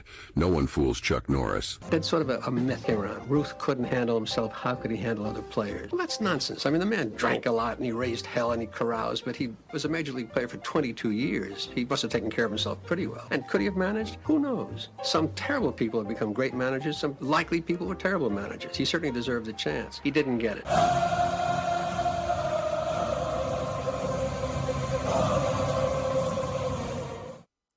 Welcome back to Braves Country Baseball. Joe Jimenez comes on to try to shut the door here in the 8th. First pitch on the way to Beatty. Righty-righty matchup. Nasty slider on the edge for a strike. It's 0-1. The 0-1. Rocks and fires. Check swing. Did he go around? He did. 0-2. So an 0-2 count.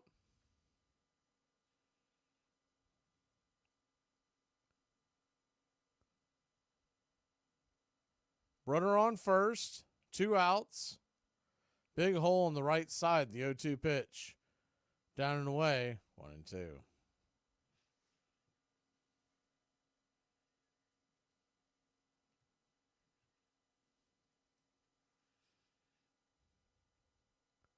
The 1-2. Swing and hits it high and deep down the right field line, but foul, plenty foul.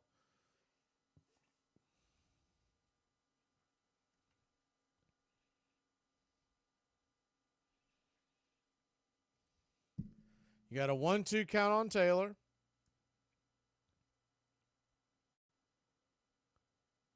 The pitch from Jimenez. Swung on, pops it up. Got out in front of it. Stay in play. Riley gives chase. It's going to get out of play. We'll do it again at 1-2.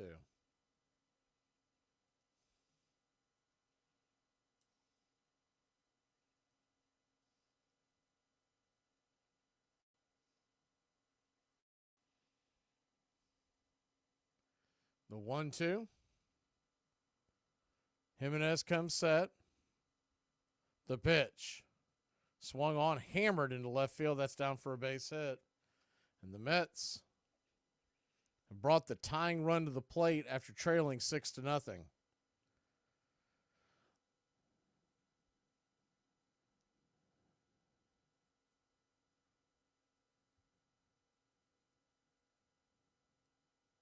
So runners on first and second and 2 outs. That'll bring Jeff McNeil to the plate.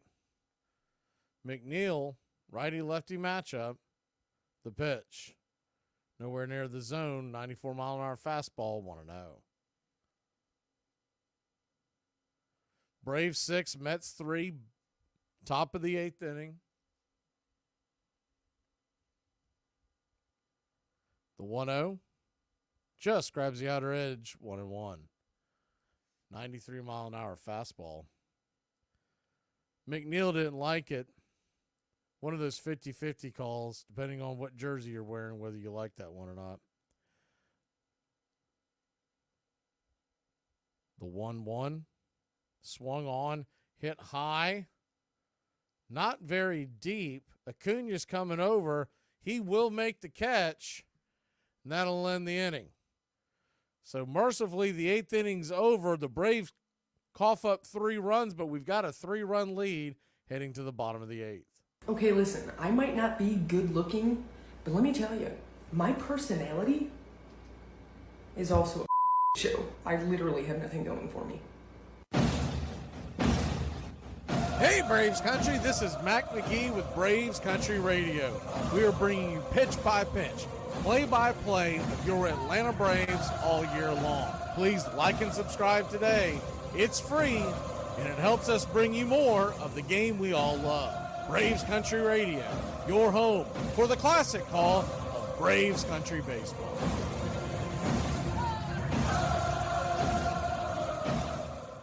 I told my doctor I could only hear buzzing. He said, don't worry, it's just a bug going round.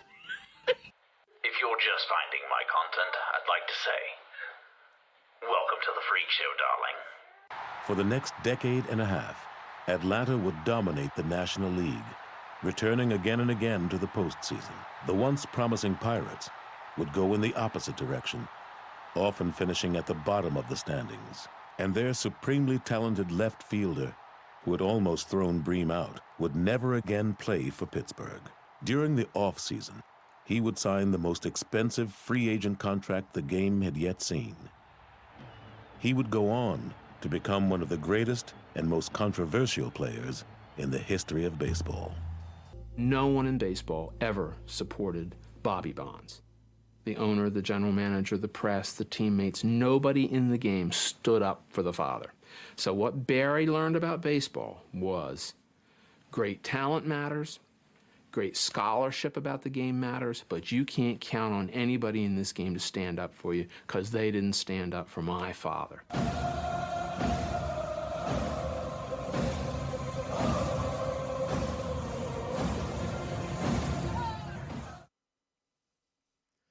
Welcome back to Braves Country Baseball. One more turn back time. Here's an unusual one.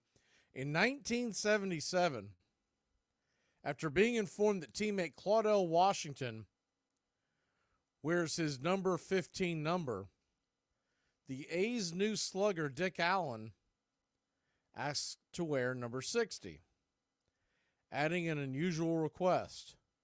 As Travis d'Arnaud digs into the box, first pitch on the way, swung on, hit hard on the ground, off the glove of Beatty at third. He'll fire it over to first. It's going to be a close play. Bang, bang. Looks like they just got him by a half step. Slow-footed catcher out, 5-3, one down. Dick Allen asked to wear number 60, adding for an unusual request. Above the digits, the word wampum, W-A-M-P-U-M, replaces his last name of the 1960 graduate of Wampum High School that was on this date in 1977.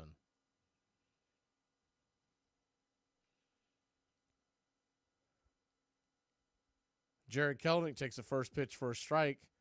It's 0-1. And one more. I got to put this one. Same date, 1977. Padres owner Ray Kroc is the 1-1 pitch. Way high out of the zone, 2-1. Was addressing the fans on the PA system during the home opener at the San Diego Stadium. Says a quote, "I have never seen such stupid ball playing in my life." The 2-1 pitch, high and outside, 3-1. He uses the PA system during the home opener to thank the fans and criticize the players for poor play at the start of the 8th inning tirade. The 3-1 grounded foul down the line, 3-2.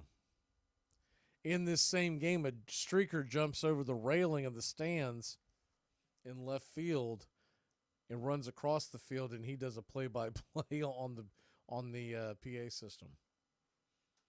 That's on this date, 1977. The 3-2 pitch, caught looking, strike 3. Fastball just above the knees, and Jared Kelenic knew it, 2 away.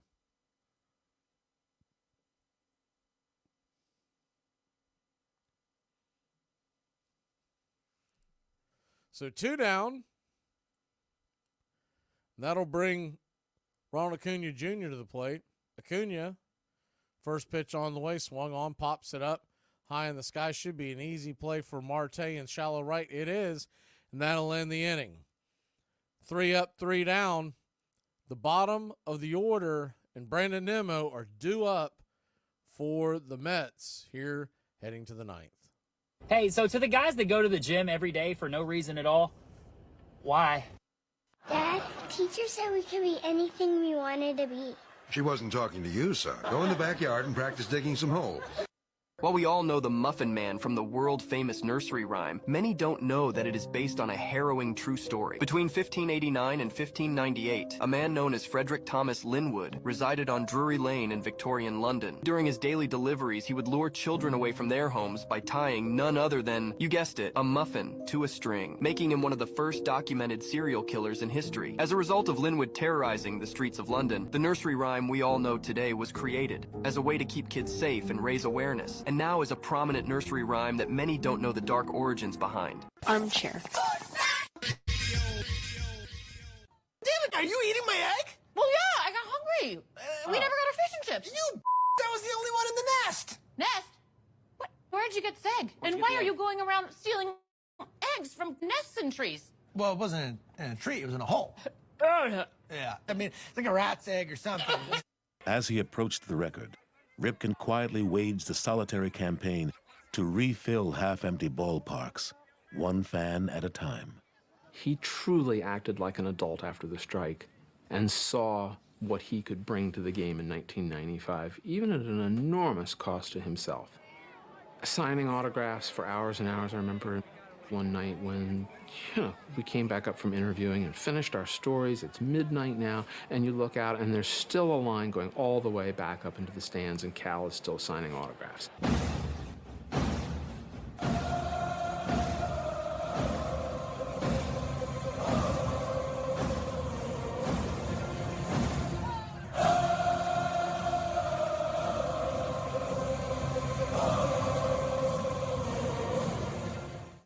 Welcome back to Braves Country Baseball. Rossiel Iglesias will come into the game, try to shut the door down. Eyeglasses. 3 innings so far this year, no earned runs. The first pitch on the way is swung on and fouled back out of play by Harrison Bader. It's 0-1.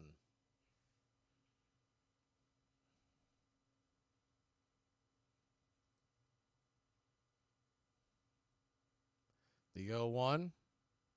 Swing and knocks that foul down the right field line. It's going to bend out of play.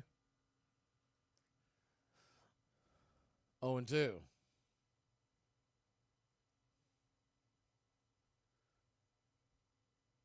So an 0-2 count.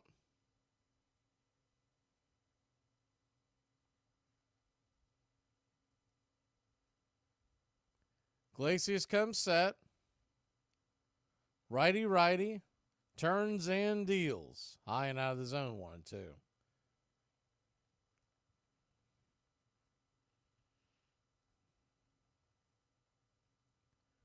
Bader 1 for 3 on the night.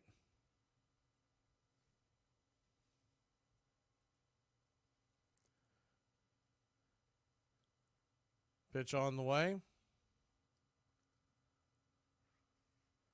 Fouled off. We'll do it again.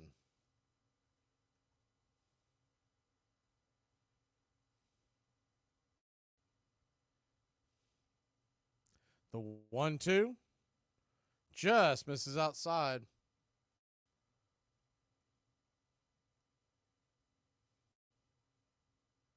So a 2-2 count. The pitch swung on and lifted into center field. That's down for a base hit. And the leadoff hitter is on to start the inning.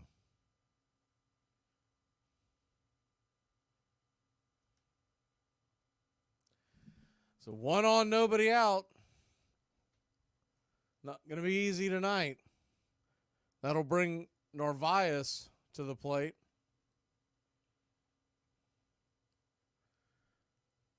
Righty-lefty. The Braves are in double play depth. First pitch on the way. Swung on. That ball is roasted into right center field. That's down for a base hit. That's going to get up against the wall. Easily get up against the wall. And Bader's going to come all the way around to score. And it is a RBI double for Narvaez. And the tying run is coming to the plate. Atlanta Braves bullpen is imploding after a marvelous effort by Ronaldo Lopez. 6-4 your score. The Braves led it 6-0.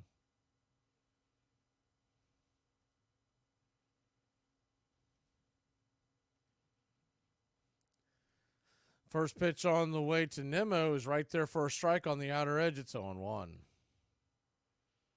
Now with nobody out and a runner on second, you've got Nimmo, Marte, and Lindor all due up. The 0-1 pitch, high and out of the zone, 1-1.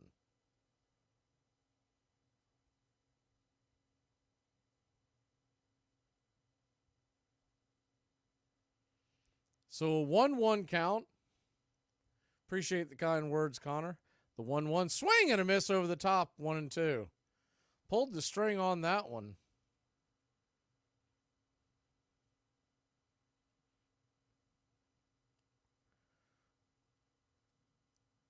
Iglesias looking for that big first out of the inning. The 1-2 pitch swung on, grounded over to second. Ozzy's got it, flips it over to first. 4-3 put out, 1 away. On the play, Narvaez makes it over to third. Of course, his run is essentially meaningless unless you took the Braves on the run line -1.5. Then you're like, whoa. Let's not say it's meaningless. 6-4 your score. The first pitch on the way to Marte is inside. A little too close for comfort. 1-0. You would hate to see the 1-0 pitch. Check swing foul 1-1. You'd hate to see him hit Marte and then put runners on the corners because then you got Lindor and then you know you're probably going to face Alonso. In a perfect world, you get out of this before you face Alonso. The 1-1, down and out of the zone, 2-1. So a 2-1 count.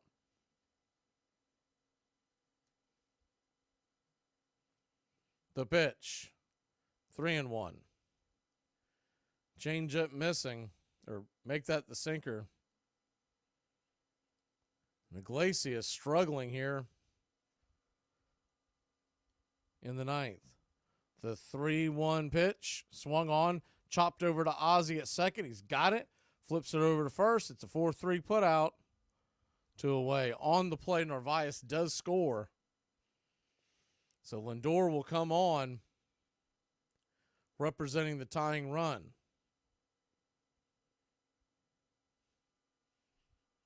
That's the good news.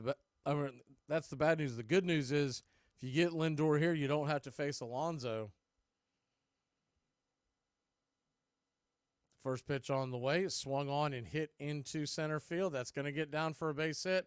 And Alonso will come to the plate, representing the go-ahead run in a 6-5 game. Just took what Iglesias gave him and sliced it into center field. Iglesias trying to come in on the hands on him, just got a little too much of the plate.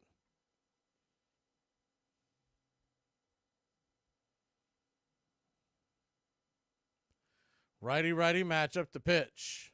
94 miles an hour, just misses high, 1-0.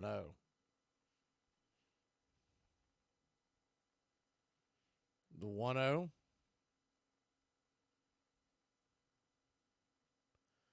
Just misses inside, 2-0. They could be pitching around Alonso to get to Beatty, but then you put the tying run in scoring position. So I don't know if that's the ideal move either. Kind of stuck between a rock and a hard place if your eyeglasses.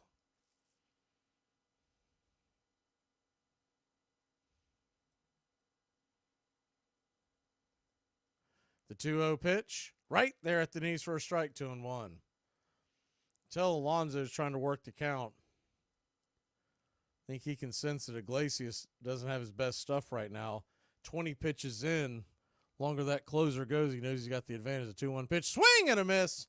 Over the top, pulled the string on that change. That was probably the best change he has thrown all outing, 2-2.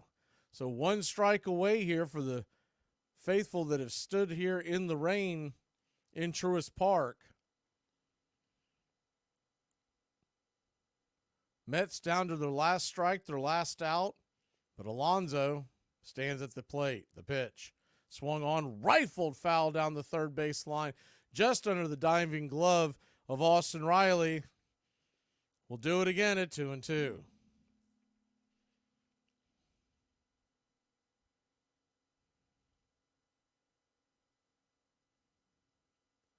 2-2 count.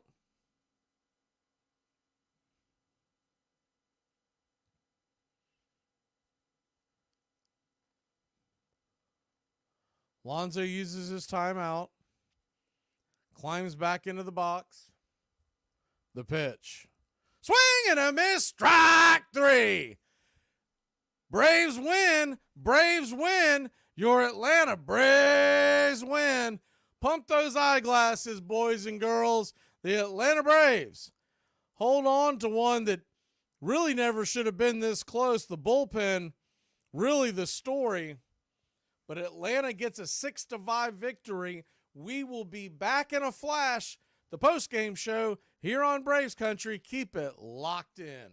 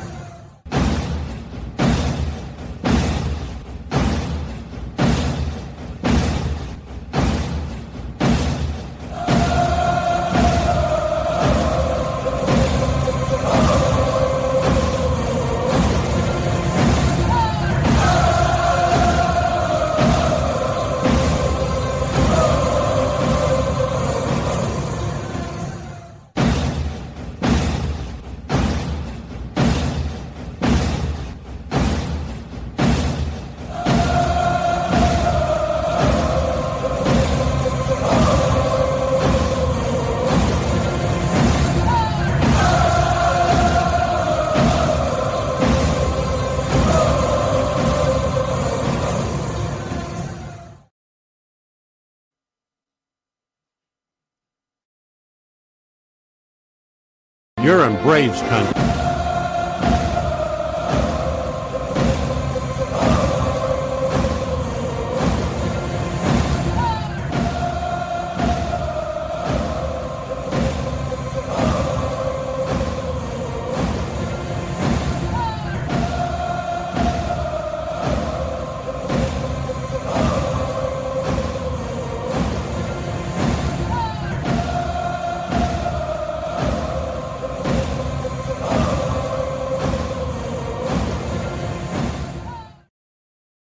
Welcome in, Braves country. Your Atlanta Braves. Woo! Win a tough one. When did all of a sudden the Mets become a hard win? I mean, we usually own them, but man, that was a tough one tonight. The Atlanta Braves win one, a tough one, at home 6-5. Should have been an easy win. I mean, my word. We had unbelievable outing by Ronaldo Lopez. He gets the game ball. I think it goes without saying. 6 innings, 3 hits, no earned runs. He also had 6 strikeouts. He did walk 3, so you don't love that. But all in all, an incredible win for your Atlanta Braves. And they get back onto the winning track. They lost the tough one last night after fighting back. This time they had to fight the Mets off, and Tyler Matzik just didn't have it. I mean, let's just call it what it is. Tyler Matzik had a bad outing. Iglesias really didn't look his sharpest either.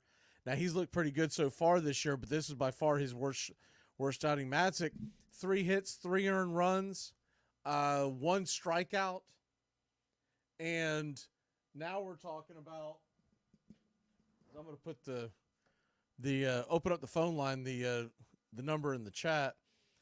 Please keep it clean. We are a family friendly show. We're on radio, so please don't make us block the number and all that kind of stuff. That's the last thing we want to do with this. 678-960-9700 if you want to call in. But the Atlanta Braves win one. In theory, you can say, hey, we should have ran away with this one. But in the other way, if you look at the tail end of it, we're kind of fortunate to get out alive because the bullpen just looked absolutely terrible. And Matzik, look, he's coming back from injury. We know he's going to have some bad outings. All in all, he's looked great all spring. He's looked pretty good this entire beginning to the season, but this was a bad outing. 2/3 of an inning, 3 hits, 3 earned runs. He did get a strikeout. Jimenez was key in that 8th inning to get us out of it. And then Iglesias comes in, and you figure facing the bottom of the order, we should be in pretty good shape, and instead, he gets on the ropes. Real quick update. I want to double check because that screen's very far away from me. It's playing tricks on me. Okay, it is 3-0. St. Louis leads the Phillies, bottom of the 8th. So if that score holds, we'll go up to 2.5 games in the National League East. But Ronaldo Lopez, the biggest thing you take away from this, Lopez, who because of the injury to Strider, is looking more and more like an integral piece of the rotation long term. And I am still concerned about the fact that he's only thrown 70 pitches on average the last 2 years. Is he going to run out of gas at some point? How do you manage that? How do you make sure that he's ready down the stretch? Because if you don't have Strider in the postseason, now we'll see what the actual diagnosis is. There was one skeptical or optimist that was saying that there was a chance that he could be back late August if the UCL wasn't totally destroyed. But if not, he's going to have Tommy John, and he's gone for the year and at least half of next year. But let's say that happens and we don't have Spencer Strider, and you go to the postseason and you've got Max Fried, you got Chris Sale. Who's your number 3 starter? Right now it looks like Ronaldo Lopez, but can he Bryce Elder looked incredible last year at this time too. But what's he going to look like at the end of the season? Because Ronaldo Lopez has not been a starter in 3 years. So that's going to be the big question mark going down the stretch. And it looks like we're going to get Innings. I'm waiting for the actual announcement, but I'm sure it's going to be Alan Innings as the starter tomorrow, taking the spot of Strider. And then after that, it looks like Bryce Elder will be your starter coming up next week, or maybe as early as this weekend, to give the other starters an extra day of rest. But right now we're looking at probably Innings tomorrow, and then Max Fried on Thursday. And if they kept it in form, then Sale would pitch Friday. But you could bring, in theory, Bryce Elder back on Friday to start the Marlins series and give everyone else an extra day of rest. Depends on how they want to manage it. And I'm sure a lot of it will have them going and talking to Sale, talking to Morton. How do you feel? Do you want the extra day of rest? All that kind of stuff. But Braves get a big win. Game ball's got to go to Ronaldo Lopez. Once again, if you want to call in, the number is 678-960-9700. Braves Country Radio. We'll do this for a few minutes. If we don't get any calls, then we'll move on. But the Braves get a big win in where Iglesias gets the save, but let's be honest, it's not an outing that he's going to be proud of, right? And on top of that, though Ronaldo Lopez looked good in the offense once again, 6 runs, 11 hits. The error by Ozzie Albies, that was a killer. That was a killer. But Ozzie's always so money at second base. I don't worry about. It just proves that he's actually human. See if we've got any comments here in the chat. We can go through here. Let me see. Coach putting in Matzek in the 8th inning. Well, he was kind of have to. Well, Matzek hasn't been a closer. I mean, pretty much ever. He's always been the 7th, 8th inning guy. If you remember back when he was healthy, he hasn't been there for a few years, but back when he was healthy, Will Smith was the closer. But he is. I mean, he is your setup man. And they're going to go back and forth between him and Mentor, but Mentor had been used 2 of the last 3 days, so that's why you're not going to put Mentor in there. We kind of went over this in the pregame show, talking about guys that we expected to see tonight. And Mentor was at the top. Matzek was at the top of the list, as well as Iglesias, if it was a game where they needed him, because they had used Pierce Johnson quite a bit over the last few days. Mentor had been used quite a bit over the last few days. One thing you can pretty much guarantee is that tomorrow I don't think Aaron Bummer is going to be available. So they've used him quite a bit now. And it's always a game where I thought we actually might see Dylan Lee. And I think if the lead would have stayed big, we would have seen Dylan Lee. But when it got close and you got to that point, Dylan Lee was no longer an option. They'll probably try to save him for tomorrow.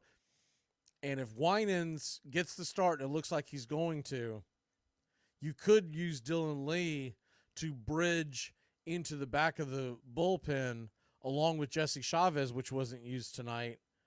They'd probably, in theory, like to have Jesse take one more day off. So Dylan Lee could be the long man if we are in a pinch. But it really comes down to first of all, how does Winans pitch? And then the other thing is, how long does he pitch? And what's the score of the game? If the Braves offense goes out there and just obliterates like they've been doing, let's say they get up 8-2, you're going to pitch Winans until the rubber's off the tires, because he's getting sent back down the very next day, and they can give him extra rest when he gets back down on the farm. Let me see how we got anything else here. Orioles called up Jackson Holiday today. Yeah, I mean, that's overdue. They shouldn't have Jackson Holiday should have broke with the team, but that's a different argument. Let me see. Well, we got Max Fried. Yeah, look, Max Fried has got his, and look, Max Fried has owned it. I'll say this: he hasn't done anything as far as try to push blame or say it. I hate when some of these pitchers go out and get thumped and they're saying, well, you know, I was hitting my spots. It just da-da-da. No, he flat out said, was it the last outing, which was, even though it was bad, it was a hell of a lot better than the first outing, because the first outing, he only gave you the one inning and then he was gone. The last outing, he struggled in the first inning, got through it, and then he actually gave you good innings in the second, third, and fourth, and then struggled in the fifth and, couldn't get out of that. But Max Fried has said in the last post-game press conference, he goes, I've got to be better.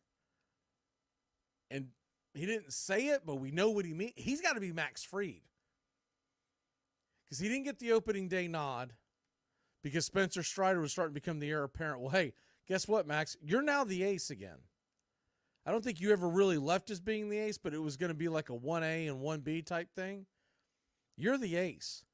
And as far as this team goes, is what Max Fried does. Now, we've got guys that are coming, and they're going to be able to help out this summer. Don't forget, Ian Anderson should be available to the Atlanta Braves somewhere mid to late summer. I don't want to put a date on it, but if I was to guess, I'd say right after the All-Star break.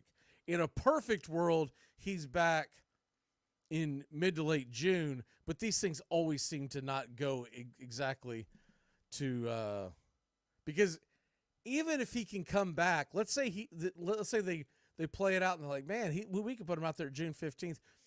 If they have a healthy staff, they're going to look at it as, we may need him to throw a lot of innings down the stretch. Let's not waste the bullets down, because when they come off these big surgeries like Tommy John, Ian Anderson's going to be on an innings count, a pitch count. So I would think they're going to try to massage that to where he makes his debut, to where they don't have to worry about, okay, he can only pitch X amount of innings, which means X amount of starts, which means what do we do down the stretch? Man, when they bring him up, if everything's hitting on all cylinders and he's pitching like Ian Anderson can pitch, which was a pretty darn good pitcher. We remember him stinking down the stretch, but then again, he was injured. But if Ian Anderson pitches like the Ian Anderson of 2021, you can ride that to a World Series. We saw him and Max do it, and now you got Chris Sale.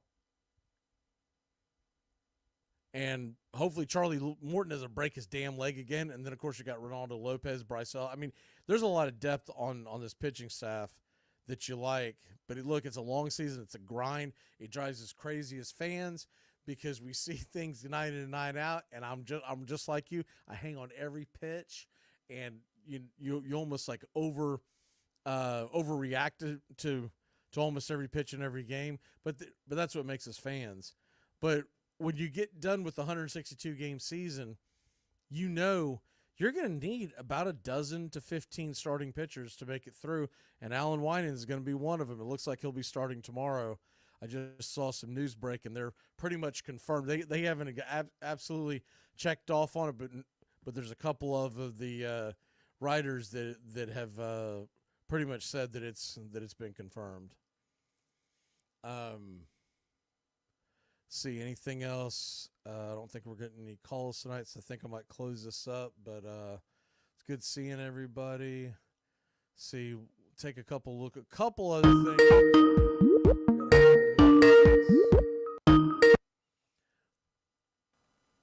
Welcome to Braves Country Radio. Who do we got? Hey, this is Jamie. How you doing tonight, buddy? Good, Jamie. How are you? Doing well, doing okay. Go Braves. That was I missed the first half of the ball game, but I got a question. What's that? You was talking about Marlins,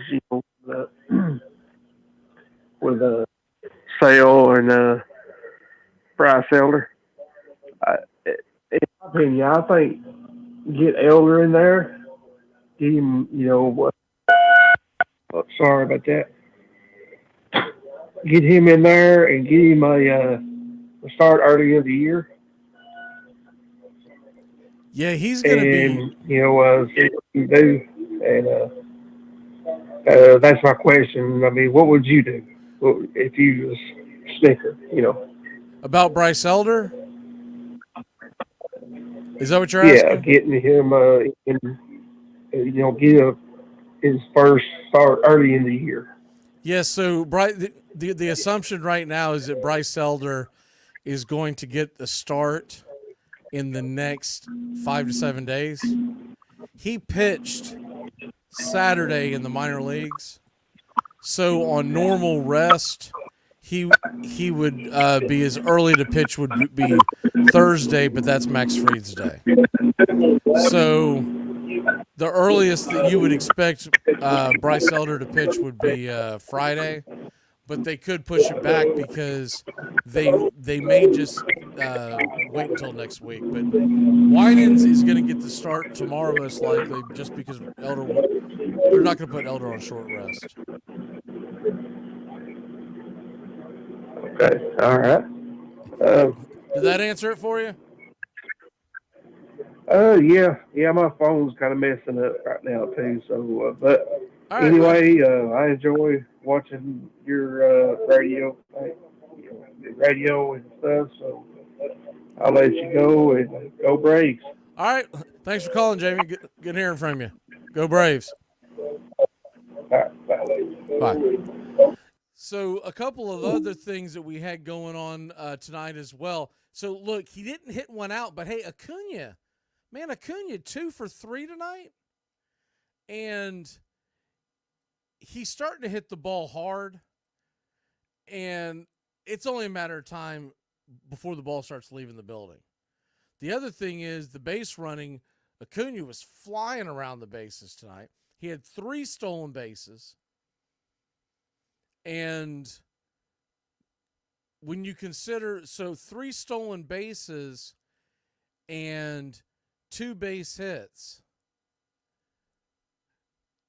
and I know it never shows up in the OPS, but you could make an argument. I know somebody's going to start coming up with this statistic, but you could start making an argument that if a guy has a single and a stolen base, that there's going to start becoming some kind of a statistic that's not quite an OPS, but they'll mix it in together to show the fact that he got 2 bases on that at bat.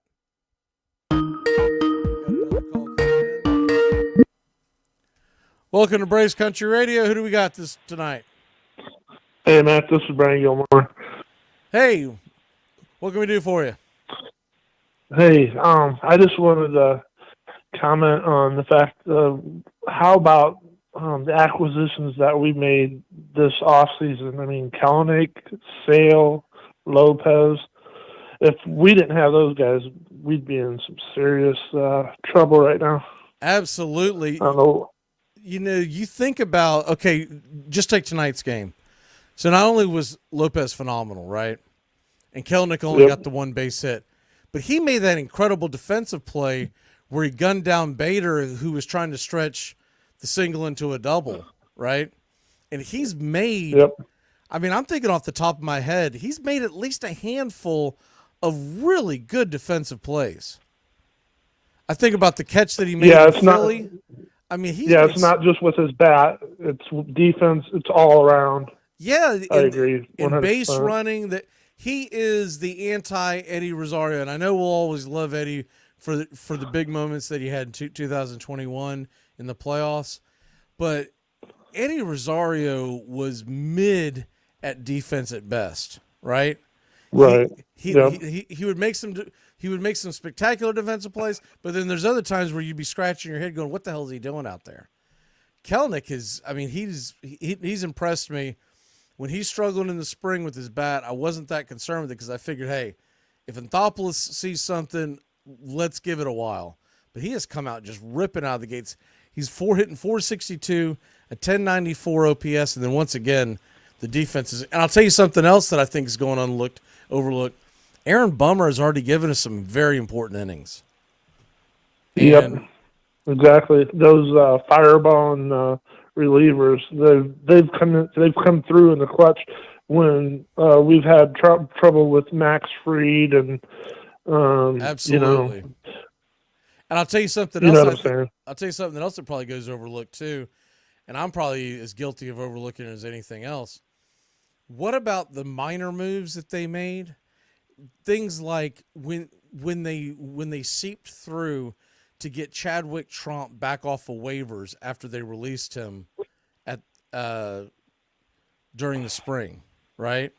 Well, how about Eddie Chavez Chavez, who only plays good for the Braves, and he's been here 3 or 4 times now. I mean, he is something he's been a else. savior. He's like it's almost like he doesn't want to play anywhere else, so he makes sure that he goes out and stinks.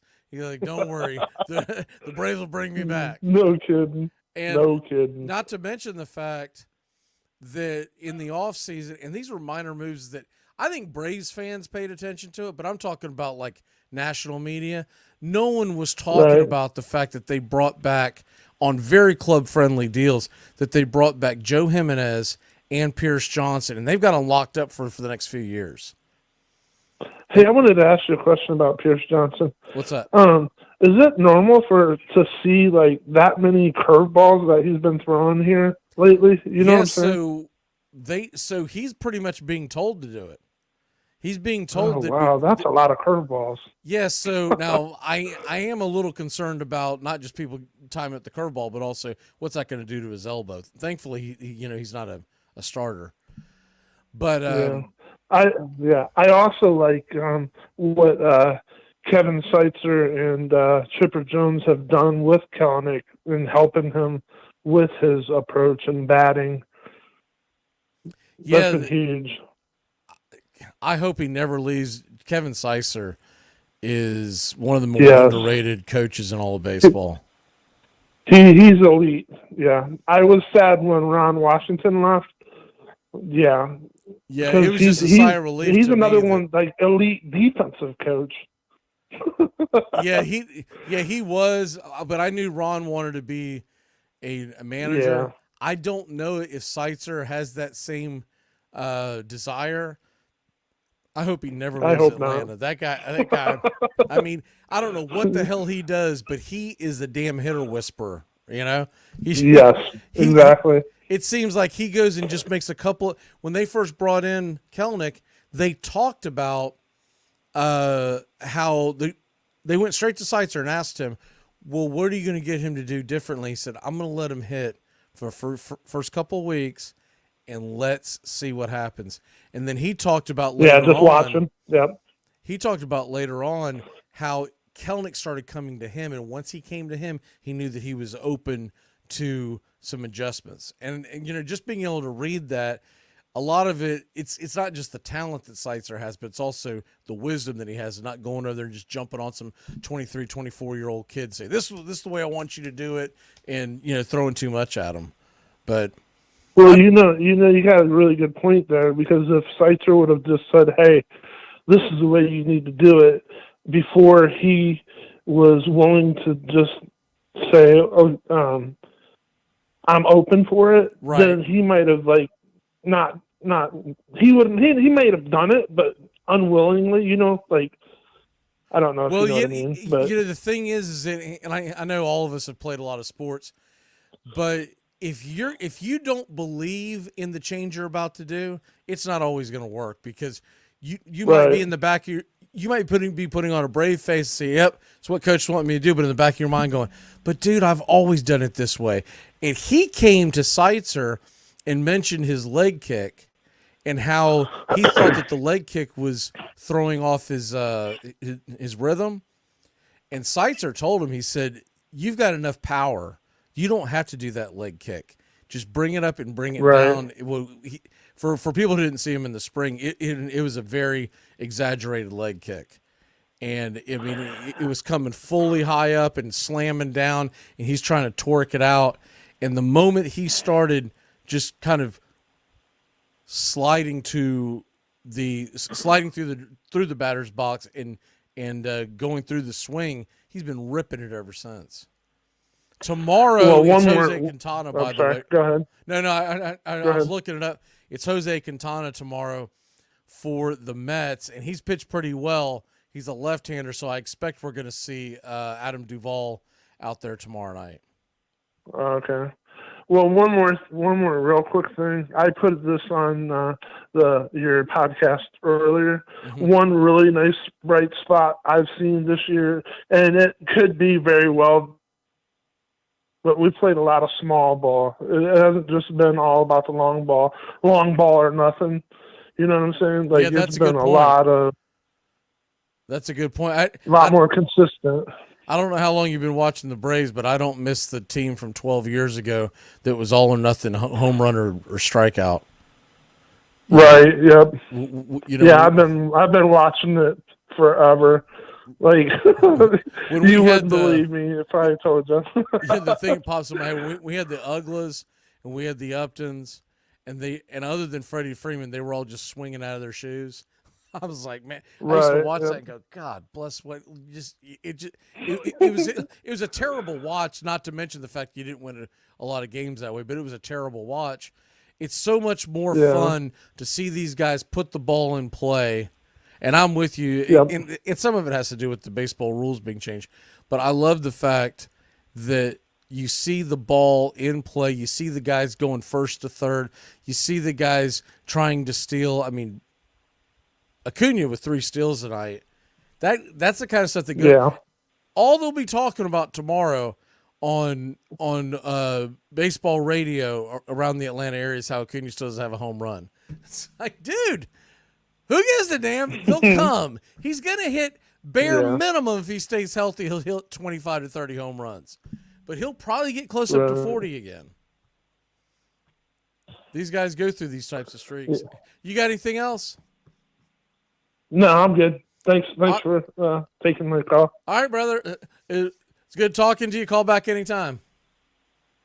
Yeah, I appreciate your show. Yes, sir. All right, bye. Bye-bye. Braves Country Radio. Anyone else want to call? We're going to take a couple more calls and then get out of here. 678-960-9700.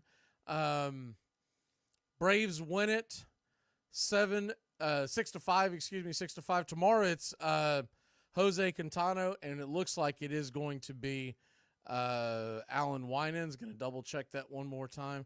Got one more outlet that I always check because this guy's always on target with it.